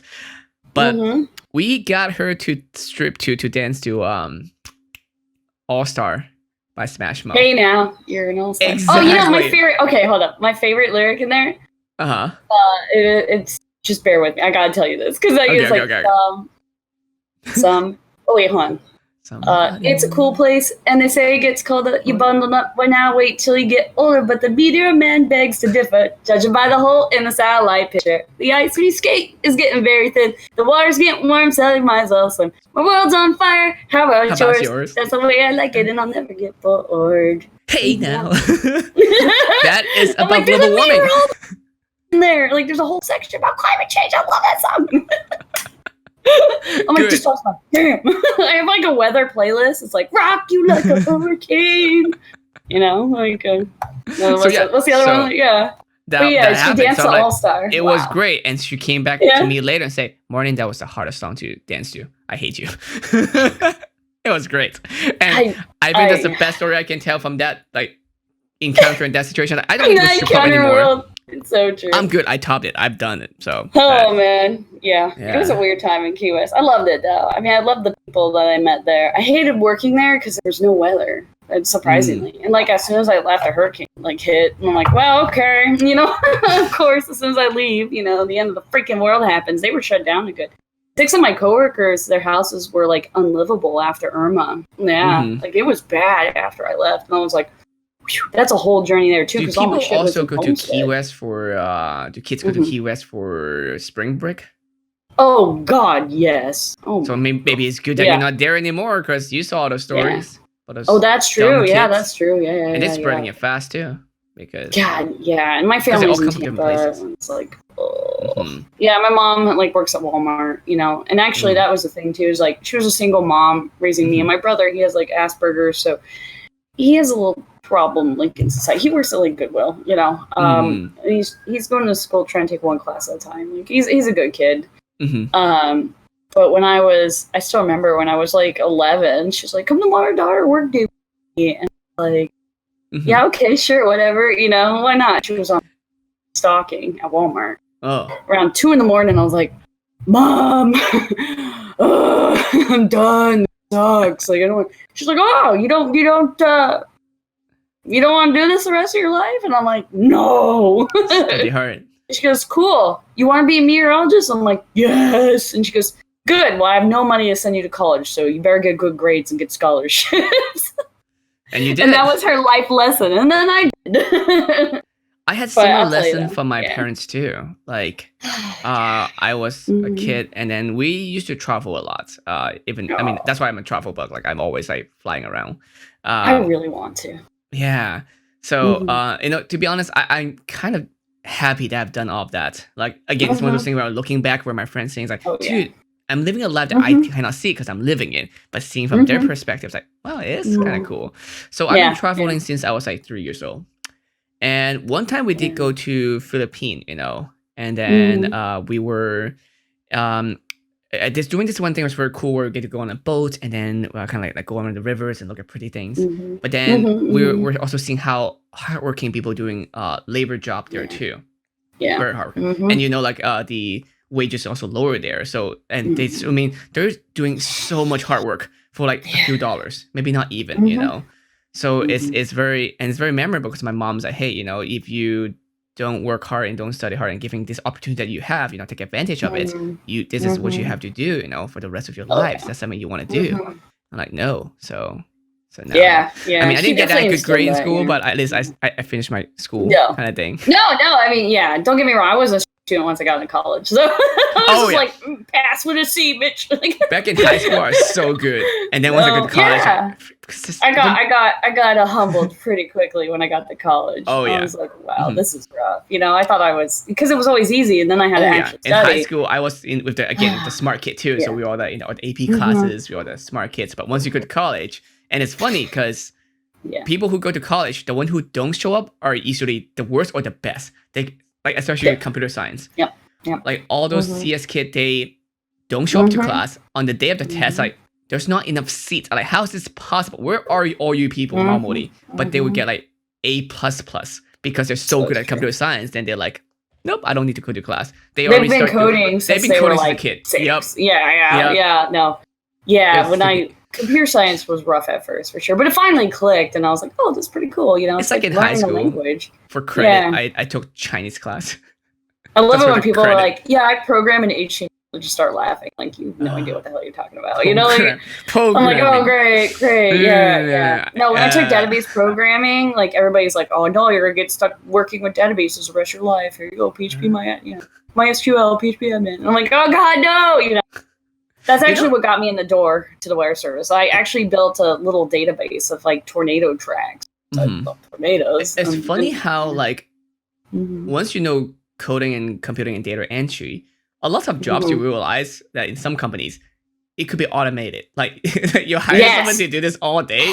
It's like how inefficient people are. Oh my god! And that's funny because like sometimes they pay good money too. Yeah. So I guess I didn't mention this, but each weather service office, they have the forecasters, then they have the 2 managers, and then the head manager. Just the meteorology unit. They're tech, like repairmen and stuff like that, and the IT guy. But with meteorologists, you have the 2 managers above the MIC, the meteorologist in charge. You have the SOO, which is Science Outreach Officer, and you have the WCM, the Warning Coordination Meteorologist. I am the regional WCM. So I'm the person that handles people in the face and everything else, while the SOO is the person responsible for training and programming and maintaining computers, doing the research, doing the papers. And I was trying to be so hard to be a jack of all trades. Like I was bidding on every job, like, that I could. I know the people part comes a lot easier for me than programming's work, it is. But when I got the regional job, I was like, holy shit, all right, being a regional programmer, that'd be just terrifying. But that being said, the fact that I do have this background of programming, it's funny because sometimes, I've been working with one of the guys, like, oh yeah, and they're like talking, they're like mansplaining this programming stuff, and I'm like, bro, I know more code than you. Please don't. It's like that meme player, and Joanne's like, of a what's his name, Ron Swanson. I know more. Yeah, Ron Swanson. I know more than you. Like it's so funny. Like blah blah blah blah, and I'm just like, okay, just it's really funny, and I see like, oh man, you can do this so much more efficiently if you just did this. It's and we're so far behind in the Pacific. That's the big challenge here moving out here. The mainland is just like a decade. I'm not even kidding. Like they're like a decade ahead with weather stuff. We're so far behind here because they just don't fund stuff here. So they just don't. And my job is to fight for that and to make sure. So on top of being the face, I'm responsible for the marine program, the aviation program, I will be climate for the region soon. Also severe weather, in addition to winter weather. Surprisingly, we have winter weather in Hawaii. Just 2 mountains to get snow. And then last but not least, what am I forgetting? I'm forgetting the important. Oh, I said fire weather, didn't I? Yeah, Marines and public forecasts. So I have to fight for that. The weird thing is that I feel like, again, same thing for IT, right? If nothing goes wrong, they don't care and they won't fund you. So until you're like, unfortunately, I'm like, oh, something big happened and there's might be lives at stake, and they'll finally be like, oh shoot, we need to make sure that doesn't happen again. But we don't learn that lesson until it happens. Yeah. This job has been challenging because I'm the middleman. I get it from the top and the bottom. I'm the one that's supposed to like go and look through these ideas, proposals, and things, and then offer them to the designated offices or places I think they would be better fit, or people who could give me more feedback on this. What do they think and things like that. And also I have to be like, like mother hen disciplinary, kind of like, okay, now you got too much on your plate, you can't start this, or no, you need to switch gears now, this is a dying project. I gotta be the bad guy too. So that has been weird for me for sure, because the last thing you want to do is discourage somebody who's been working on something for so long to try and improve it. And then you come along and be like, sorry, National says that's a no-go. Stop doing everything you've been working on the past 2 years, Yeah. And it's like, what I'm doing right now is like finding a way to redirect that creative energy and to like, hey, how about we get you on the national team and you can take what you've done and improve what they got, It's a lollipop. So, yeah, here's the lollipop. Now take your shot. Science is not a fast process, Some of the stuff there's things that, especially in physics world, like people work in lifetime that hopefully they'll get something. It's not even a promise. They could work 20 years just to prove one thing. And it's always like, I'm getting closer, because you never know when it's gonna, there's no deadline. You don't know exactly, or not deadline. You don't know exactly progress. You don't be like, oh, I'm exactly 80% in, 20 more percent, I'm done. Right. You can't see the light of the tunnel. Yeah, so you can't be like, I'm almost there. So anytime, that's where you get those like crazy scientists in movie where they get shut down, like Spider-Man, and then you just get Osborn in that situation. It's true. And then like I said, I definitely try to give a lot of people that are under that I'm in charge of validation, be like, hey, great job on that. I'm the kind of person to give that positive feedback. It was kind of like when I worked conventions and I ran like play tracks and stuff. Like I helped everybody else do what they wanted to do, and I was just there on the side, like, ooh, look at them all having fun, and then that's kind of like how I feel I am now. But that being said, I still have some people who are like, I mean, everybody has this in life. Everybody has those coworkers who are stuck in the mud. They're never gonna change. We can't do new things. We've been doing it this way. Why would we change? Like, and that is like the hardest. Yeah, and I like, don't. I want to make sure I don't become up those. So I'm trying to be as logical as like give me facts and let me making sure like okay, maybe something need to change or something not. So I mean, I'm always been pretty like I'm honest unconventional and empathetic. And I don't ever make it like you make like you didn't get back to me on this, too damn bad. I'm like, hey, I understand you're busy and stuff, but next time can we try to do this a little bit sooner. I have people I have to answer to as well. So if you don't get back to me on these things, nothing can be done, And then I was like, you got to look at it from my shoes, It really puts me in a bad spot, And then some people are generally like, oh yeah, I'm not saying like you need to get back to me next time immediately. I'm not like put my foot down and they get defensive. I'm like, listen, I'm trying to do my best here. I'm new. I want to make this happen as much as you, but you got to help me and meet me halfway and get this stuff to me by the dates that I need them. And so far, people have been good. I just got one guy who's like old and bitter, and like, so. And I have this one last question. Yeah, and I'm like, come on, man. Yeah, go for it. Are you planning to have kids in the future? I know that's not saying right field out of nowhere. Because no. Yeah. I was thinking because like the way that you talk to people might be it's because it reminded me of like how they like kneel down and talk to kids, say, hey son, like you can't be doing that. Like, that was that kind of thing. Honestly, rather it's than, funny like, because. Bam. Yeah, Key West, not Key West. Well, Key West, I was a mess. But when I got to Goodland, I became like mother hen, like in Kansas. And I was like taking care of everybody and everything that was happening. And somebody gave me some advice on dealing with people. And he's like, you're working with these, grown men, and you're this like young hyper girl, and like just think of them as like bratty little kids. And I'm like, you don't say. And I really do. Funny as it, and I don't mean this in a demeaning way to people, but when I start getting worked up and angry, I do think of them as like, like what would you do to calm like a kid down? You know what I mean? Like, and surprisingly, that tactic works very well in my opinion. You're not dismissing them, you're not making them feel bad, but at the same time, you're gonna put your foot down. I did teach Taekwondo to little ones. Way back in the day when I was in high school. You teach everything. I realize. Yeah, I know. Fuck, you name it. God, but I loved teaching kids when it was that was a huge thing too. So like when I did a lot of the outreach and stuff too, and I love children. I can't have any, but that's okay. I'm dealing with adult children all the time now.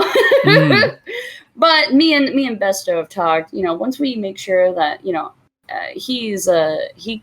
his family immigrated here from like Cuba. So he got citizenship when I was 21, I want to say. And his family, they came over here and they've worked their whole life. And my mother, single mom, taking care of my elderly grandmother, and my brother with his fortunate situation, being like on the spectrum. We want to make sure that we've taken care of them and all of their needs and everything else before we even entertain the idea of adopting. So, and that being said too, actually, mentor me in college. If it wasn't for his name is Dr. Rusher, if it wasn't for him, like I wouldn't be where I am today. He really like humbled me and brought me around to like how people should treat each other, and how to be an empathetic, nice person to people and care about them and show interest. And he had 4 and he adopted 8 children. That's like, that's a lot. Yeah. And he adopted older kids and kids. He adopted like, kids from different families and stuff. And like the family was so big and so loving. And like, I kind of had a dysfunctional family, I wasn't the easiest kid to deal with for sure. I was so independent, like I couldn't, I just did what I wanted to do. I always busted my butt doing what I wanted to do, and I was going to do it, and I needed hard. And it wasn't until really like, hitting college and being on my own and dealing with all these other people. Unfortunately, I had a shitty boyfriend too. So that kind of situation really put a lot of things in perspective, I mean, especially when you were growing up, like if you are, you work hard and you get rewarded for it. And then like, cause I am an only child. And then like, as you said, like high school, I was really, really good at doing school and all kinds of stuff. So I'm like, very like, this is my way and that is the way it is because it's working, and that kind of stuff. So it's really hard to humble you down, ground you. Until you realize like, okay, seeing out of perspective kind of thing. Right. It's always been me. I gotta do this, I gotta do this. Like I started working and like I got introduced to like his family and all his kids, and I was like, man, caring about other people is kind of nice. You know what I mean? So like my life and my perspective definitely kind of shifted, and I've definitely become more of a people person in a more like emotional way, which is what makes me good for this job. Because when things get bad, you don't want some like robot on TV being like, hello, so please, you're going to die. I'm going to be like, no. I'm in the mindset, this is what I would tell my brother, or this is what I would tell my best friend, the people I love, this is what I'm recommending they do, sort of thing. Like you bring that empathy in and you can communicate that very well. And if you give people the validation and tell them like, hey, thank you for doing that. I really appreciate you getting back to me. That was so helpful. Dale Carnegie, How to Win Friends, how to influence people and win friends or something like that. I can't remember the book. I remember. Fantastic. I've seen that book before, but I never read it yet. I highly recommend every human being to read it once. I read it like grounded again about like being a kind of person who's helping other people. As long as I'm helping other people, I generally feel purpose. You know what I mean? I like, and with the cosplay and the streaming and stuff like that, that can be a very like in your face kind of thing. You're gonna laugh, but like, much. Oh my God, I hated when I got. I mean, it's a popularity. It's a adult popularity contest that's not in high school anymore. Right. Yeah. And I wasn't a popular kid in high school, so like getting all that attention at first was super overwhelming. Almost everyone in the cosplay industry was not a popular kid in high school. That's why they got into cosplay. I feel like there's a little causation there. Really good, but like, and that being said too, and it's funny because like cosplay was kind of like my outlet, for a long time, and I loved it. But then I got into the politics of it, and that really kind of tainted it for me. Especially in Florida, a long time. Oh, definitely. Well, it's funny though. I joke, but there's every community. Like there's a couple troublemakers. It happens. But there's a few locations I know for sure. Florida is one of the big one. There's one in Texas. There's one in Atlanta. There's Florida. I mean, I know the Atlanta one. I know the one in Florida. The one thing I learned from cosplay in Florida and with that drama situation was it's like you can't win. you don't want to fight with anybody, and everybody's like, you're not on my side, and then they all disappear. And, well, here's how I see right. it. I always say, of course, it's the self-kind thing. It's how you say, bless your heart. These people, a lot of them has never worked a 9 to 5. Good for them. Bless their hearts. Yeah. But because they never work a 9 to 5, they don't know how to deal with people. They don't understand that it's not just about them. So it's very different. It's so privilege strange. Is real. Oh yeah. There's people in workers like that too. Like that I've worked with, and I'm like, how do you not? Like and how do you survive like this whole time until How have you made it to this age? Like, how did you get here? Like, it's like, and it's true. There's plenty of people who go into the web. They're nerdy kids, and they like work and stuff, and they go to school. Here I am, like I was busting my ass. I had at one point in college, I was working at Best Buy.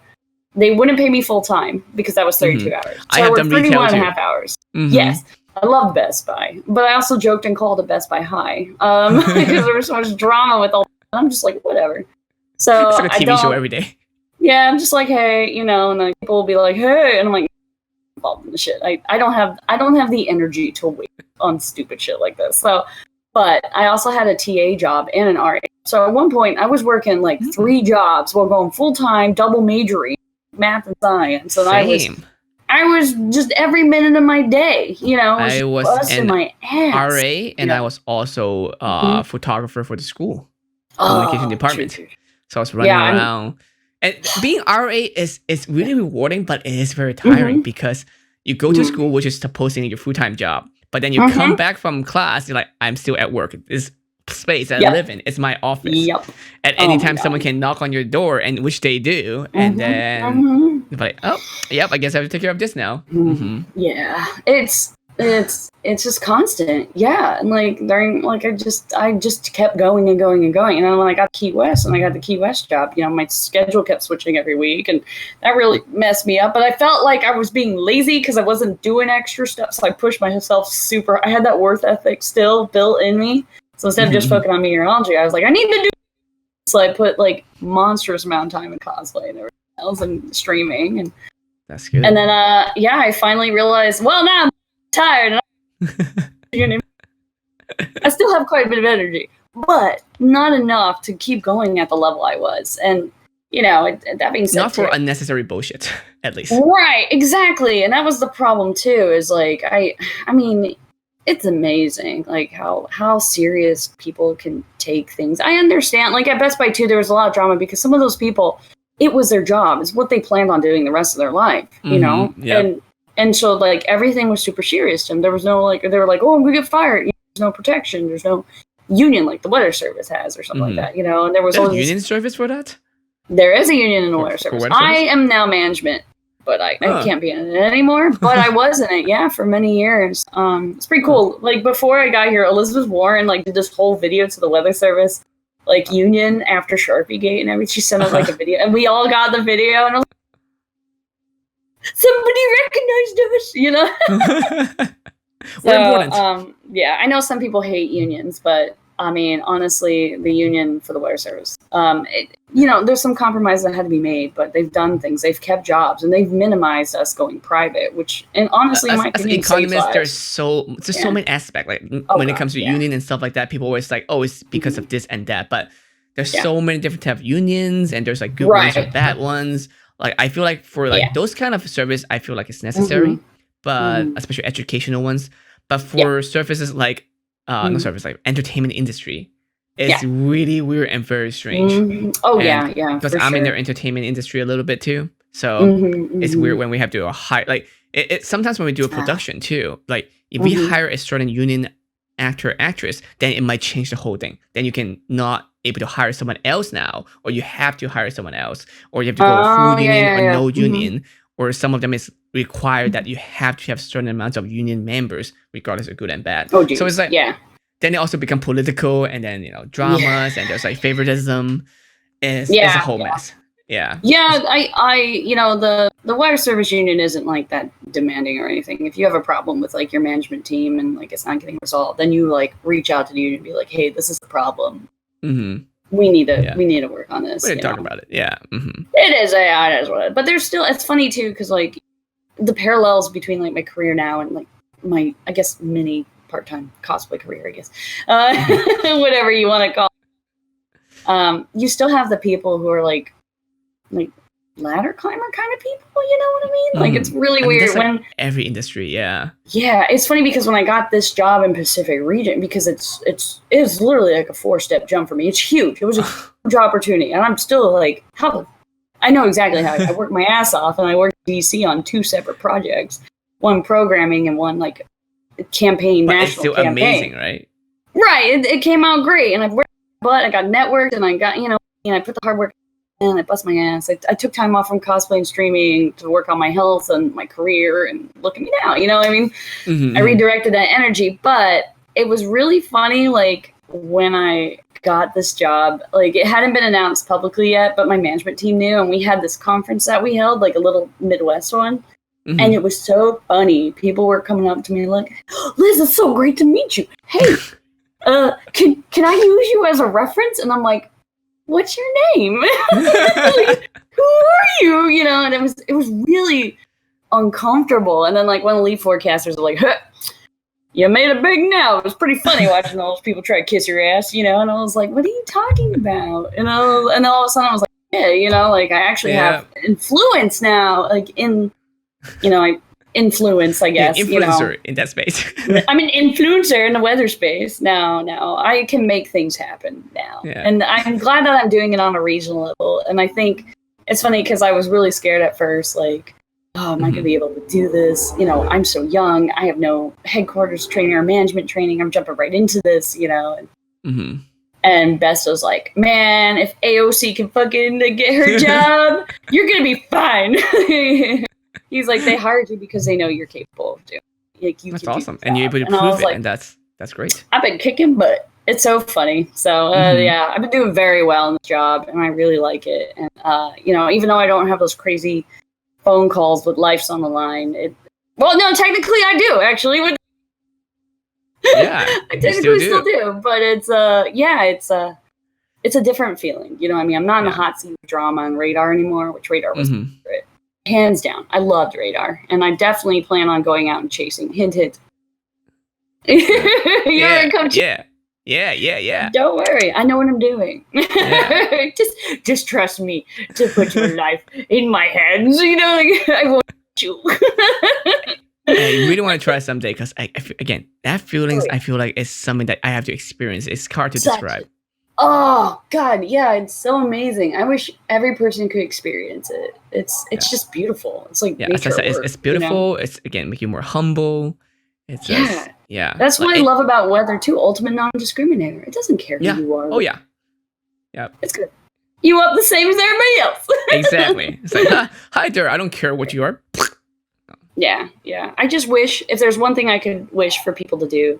Just take a couple minutes a day, just check the weather, check the forecast, look and see, is there any dangers or stuff? People have such a passive thing. You know, I know it's simple not being caught with like an umbrella on a rainy day sort of stuff. I mean, everybody's done it. I mean, I've done it, but you know, if people just took that time and paid a little bit more attention, you know, and make a plan too, like in case things do go wrong and what to do so you don't be in that situation. Like what do you have to lose? Just taking a quick look or looking it up. And honestly, I do that on my road trips too. Whenever I have any type of road trip, you know, kind of check how things are gonna be. Like I always have like a winter jacket in my trunk in case, because like, you know, people drive from California to Oregon or like Washington states all the time. I-70. Yeah. Right across. And then you can suddenly get a wind like a snowstorm, and then you trap. So yeah, and you know, it's funny actually because we had like perfect weather. We had a dust storm one day, and then like it was crazy. Like within 2 days, there was no weather, clear sky, no snow on the ground. Next day, it was like 6 inches. Oh, yeah. And they tried, and people weren't really paying attention to weather, and like they block off all the roads and everything. 20-year-old kid just drove around the barricade and then got lost. And he called 911 and he freaked out, which apparently this is a thing people do. People freak out in these like winter situations and they like take off their jackets and their shoes and they just like leave their car and they panic and then they like freeze to death.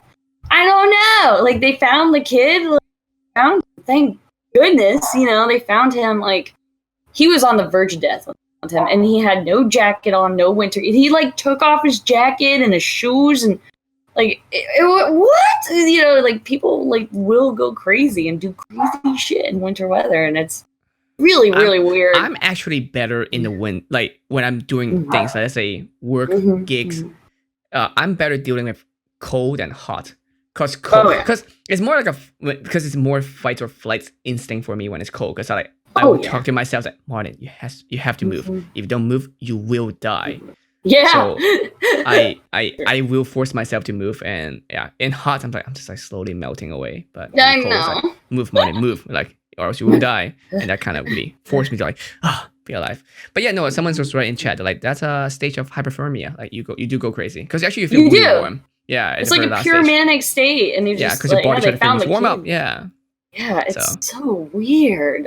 But yeah, anyway. It's sad. Actually, dust storm like was the #1 killer at the Goodland office. Like actually, because it's so flat, there's not much. Well, so it's funny. Okay, how is Death Storm? How does dust storm kill people? Car accidents. Driving on the highway, they drive through brownout conditions, slam into somebody going 70, 80.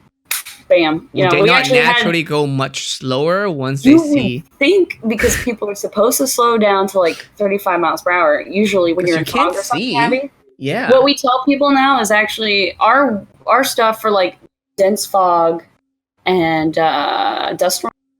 Pull off the highway, far off the shoulder. Turn off all your lights and just sit there and wait it out, because that way, you know, if people see your taillights on, they might think, you know, they have to go that way and swerve and hit you. So we tell people to pull over, turn everything off, your lights and everything, and just sit there and wait it out because of the visibility issues. But yeah, because you turn off your lights so they don't go that way? Right. Like if you're just parked on the side of the road, you can't see. Oh, people think that is a rule. Oh shit! You know, I gotta go this way. And you know, and then they'll like jam into you. So yeah. Gotcha. Yeah, we've had several. Actually, it's funny. I mean, the guy wasn't hurt, but I just remember like getting this newspaper article. It says truck driver hits bull in dense fog, and I was just like, like all the fucking things, like fucking just boom. I feel bad for the bull then. I feel bad for the bull, but I don't know. I'm just a horrible person. I thought it was funny. So, yeah. But, I had one fog situation. I was driving, I think from SoCal to NorCal or something like that. No, I think I was driving from NorCal back to Davis. I was going to school in UC Davis, near Sacramento in California. But what happened was that suddenly really foggy, out of nowhere. Not sure why, and really random. Almost feel like sci-fi, because like they feel like someone do something and make it happen so they can do things. Probably infected fog. So I was actually the first car. I was the first car from all the cars that behind me too. So I'm like kind of leading, but I'm trying to slow down too. But again, extremely foggy out of nowhere, very sudden. And then I already drive slower, but suddenly I have a hard brake because there is a truck on its side. Completely, and it came up. It feels like it come up nowhere, you know. And suddenly it's a little bit more clear, but then you still like, dude, like if I wasn't going slower, I would hit that lay down truck completely. Yeah, and I'm sure there's other cars that would have hit that. I'm glad that other cars see me slow down, that they kind of slow down too. So I have to drive around the truck, and it's like on a 6-lane highway. I drive around it, and I was able to keep going. So I'm the first one who got out of it, you know. But I'm sure every car after me gonna be completely slowed down now. It's again, it sounds sci-fi because it sounds like someone tried to kill that person. No. Hit their car, I feel you. Like, oh shit! Out of nowhere, car died. That happened, and living in Florida, I'm used to like fog in the morning, just rising up and going away. And when I moved out to Kansas, that was my first real experience with what we call advection fog. Okay, so it's like a patch of fog that just moves over an area like very quickly. So I'm sitting there, the wind's like 20 miles per hour, and it's just fog, just like you can see all the particles, which blew my mind because in Florida we have radiation fog, which is just the ground's warm and it heats the air up enough to moist and create little fog droplets. And it's usually when there's no wind to move things. So like it's a totally different. It's like a microwave. It was pretty cool. Yeah, it was pretty cool. Like and you see the satellite and you just see this like wave of affection, like fog, just like and you're like, here it comes, and like it was pretty cool. And Wait, then what is fog actually? What is okay, it's a cloud. Yeah. Okay. That's all it is, really. Yeah, it's just a cloud. Okay. It's a dense combination of hydrometeors. Very low altitude. That's actually a funny. So we have this stupid joke. It's like people sometimes when people hear I'm a meteorologist, like, oh, you study meteors, and I'm like, hydrometeors,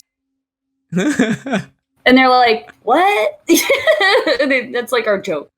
Because people always ask me, like, oh, you study meteors? And I'm like, no. My grandmother kept sending these books on, like, Jupiter and Neptune, and, like, I'm like, fuck? And then it's she like didn't realize radiologist. It's like, oh, you do radio. It's like, no, not radiologists do not do radio. Oh, I'm not, yeah. Not being similar situation, right? Yeah. Yeah, and then I also get, what TV station are you on? I get that every damn time, because people don't know. People don't know what the National Weather Service is. Sharpie did give us some exposure, but most people... Like, I'm not those clowns. Yeah, it's like, I'm a real...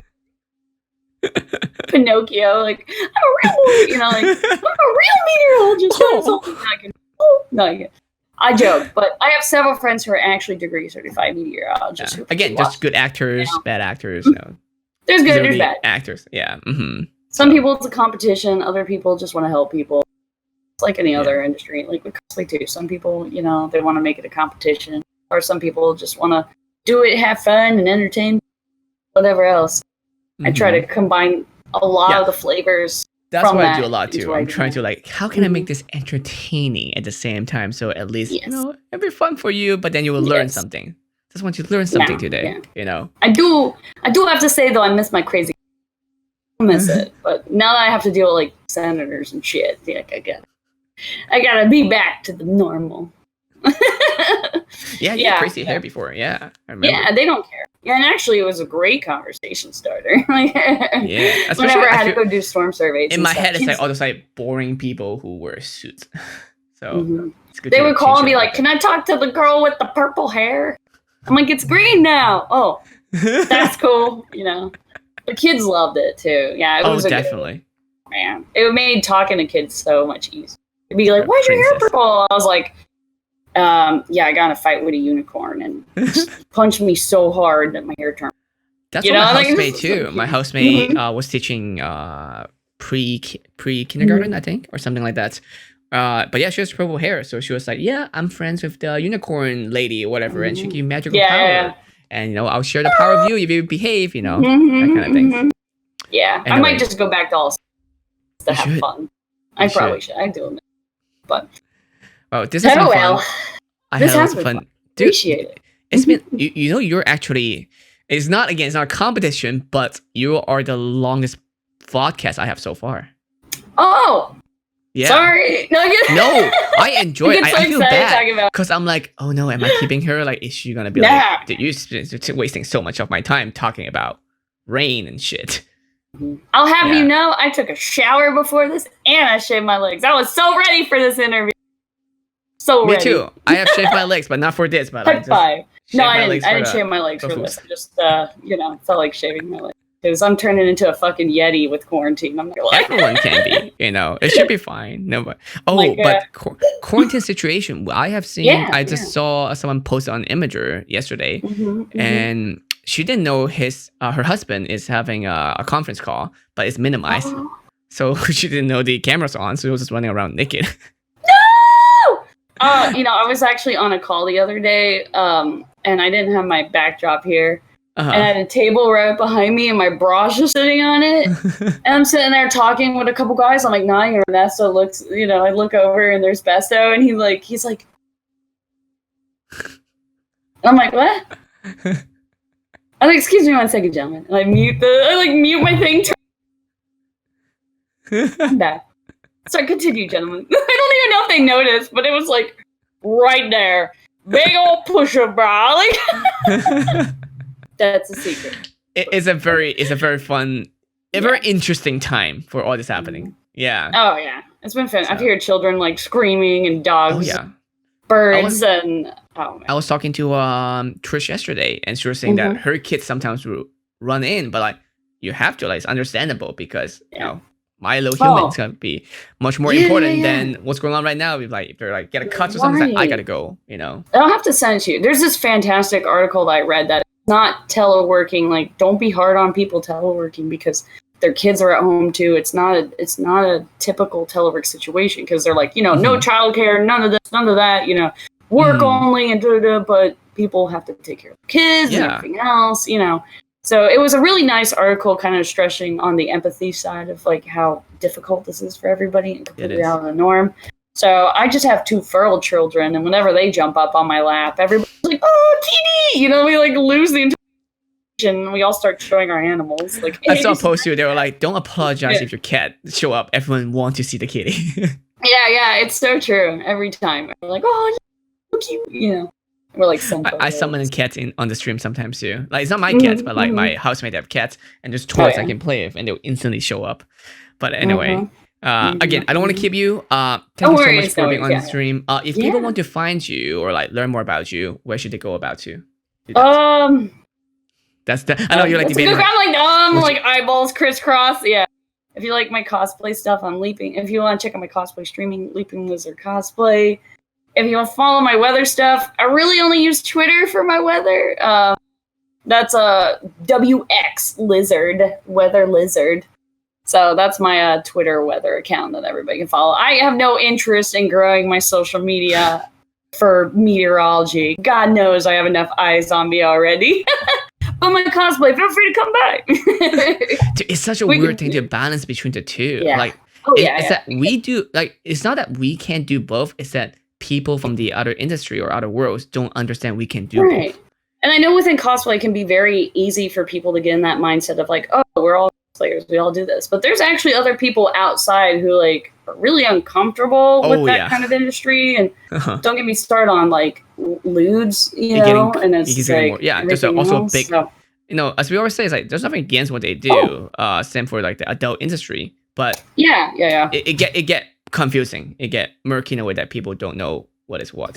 So say hello. Oh, hello, kitty. He's like, I want to play now. I heard you say that. He's like, he's not having it. He's like, no. But yeah. So feel free to check me out. But I do talk a lot about weather with my cosplay stuff too. Like, I mean, like I talk about being a meteorologist. I mean, it's your life. Be open about it, you know. Yeah. But I'm not like, hey, boss, check out my latest set, you know?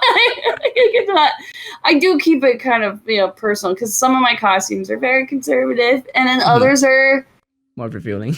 You know, liberal. Yeah. I'm a moderate, okay? Yeah. More than one way. But yeah, I'm actually, I now that I have this job, though, I'm being very conservative for the future. So forever, probably, which is sad, but it's okay. It's weird. It's still like, I don't think it should be.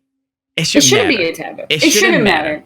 Honestly, God, it shouldn't matter. But there are creepy people out there that you might end up with. I mean, as we said, like the weather surface should not have anything to do with like politics. It shouldn't. But here we are. I wish people were more progressive in that regards, but it is what it is, and I'm more proud of it than I'm not embarrassed by anything I've done. I'm like, yeah, man. When I'm like 90, I'm gonna be like, yep. Oh, and I was talking to Linda Vampy Bimmy after the stream on Tuesday, and sometimes it's not for like most of the time it's not for others, it's actually for yourself. It's so empowering. That's what I love about cosplay photographers too. It's like you make me feel good about myself. You know what I mean? When they take a picture and they send it to me and they show, and I'm just like, wow, that's me. Holy crap. Like, thank you. You know, it's just such a, it's such a good feeling. I mean, once I did my first, you know, like, I was like, oh, this is so cool, you know? But at the same time, as you know, I could care less if anybody ever gets a photo back to me. If they don't like it, whatever. I tell people too, like, you know, when it comes to like lingerie photos or boudoir, it's not sexy. It's not just a look; it's a feel, you know. And for everybody wants to feel powerful, strong, or attractive, and comfortable in your own body. Like oh yeah, it definitely helped me immensely, especially being like a nerdy kind of like geeky person who was like, my ankles are showing, you know, like, you know, like. It is what it is. So, but, you know, I'm not about to walk into work, though, you know. I'll deck out. Hello, boys. Hello. Let's make it rain. Let me tell you about the weather. Exactly.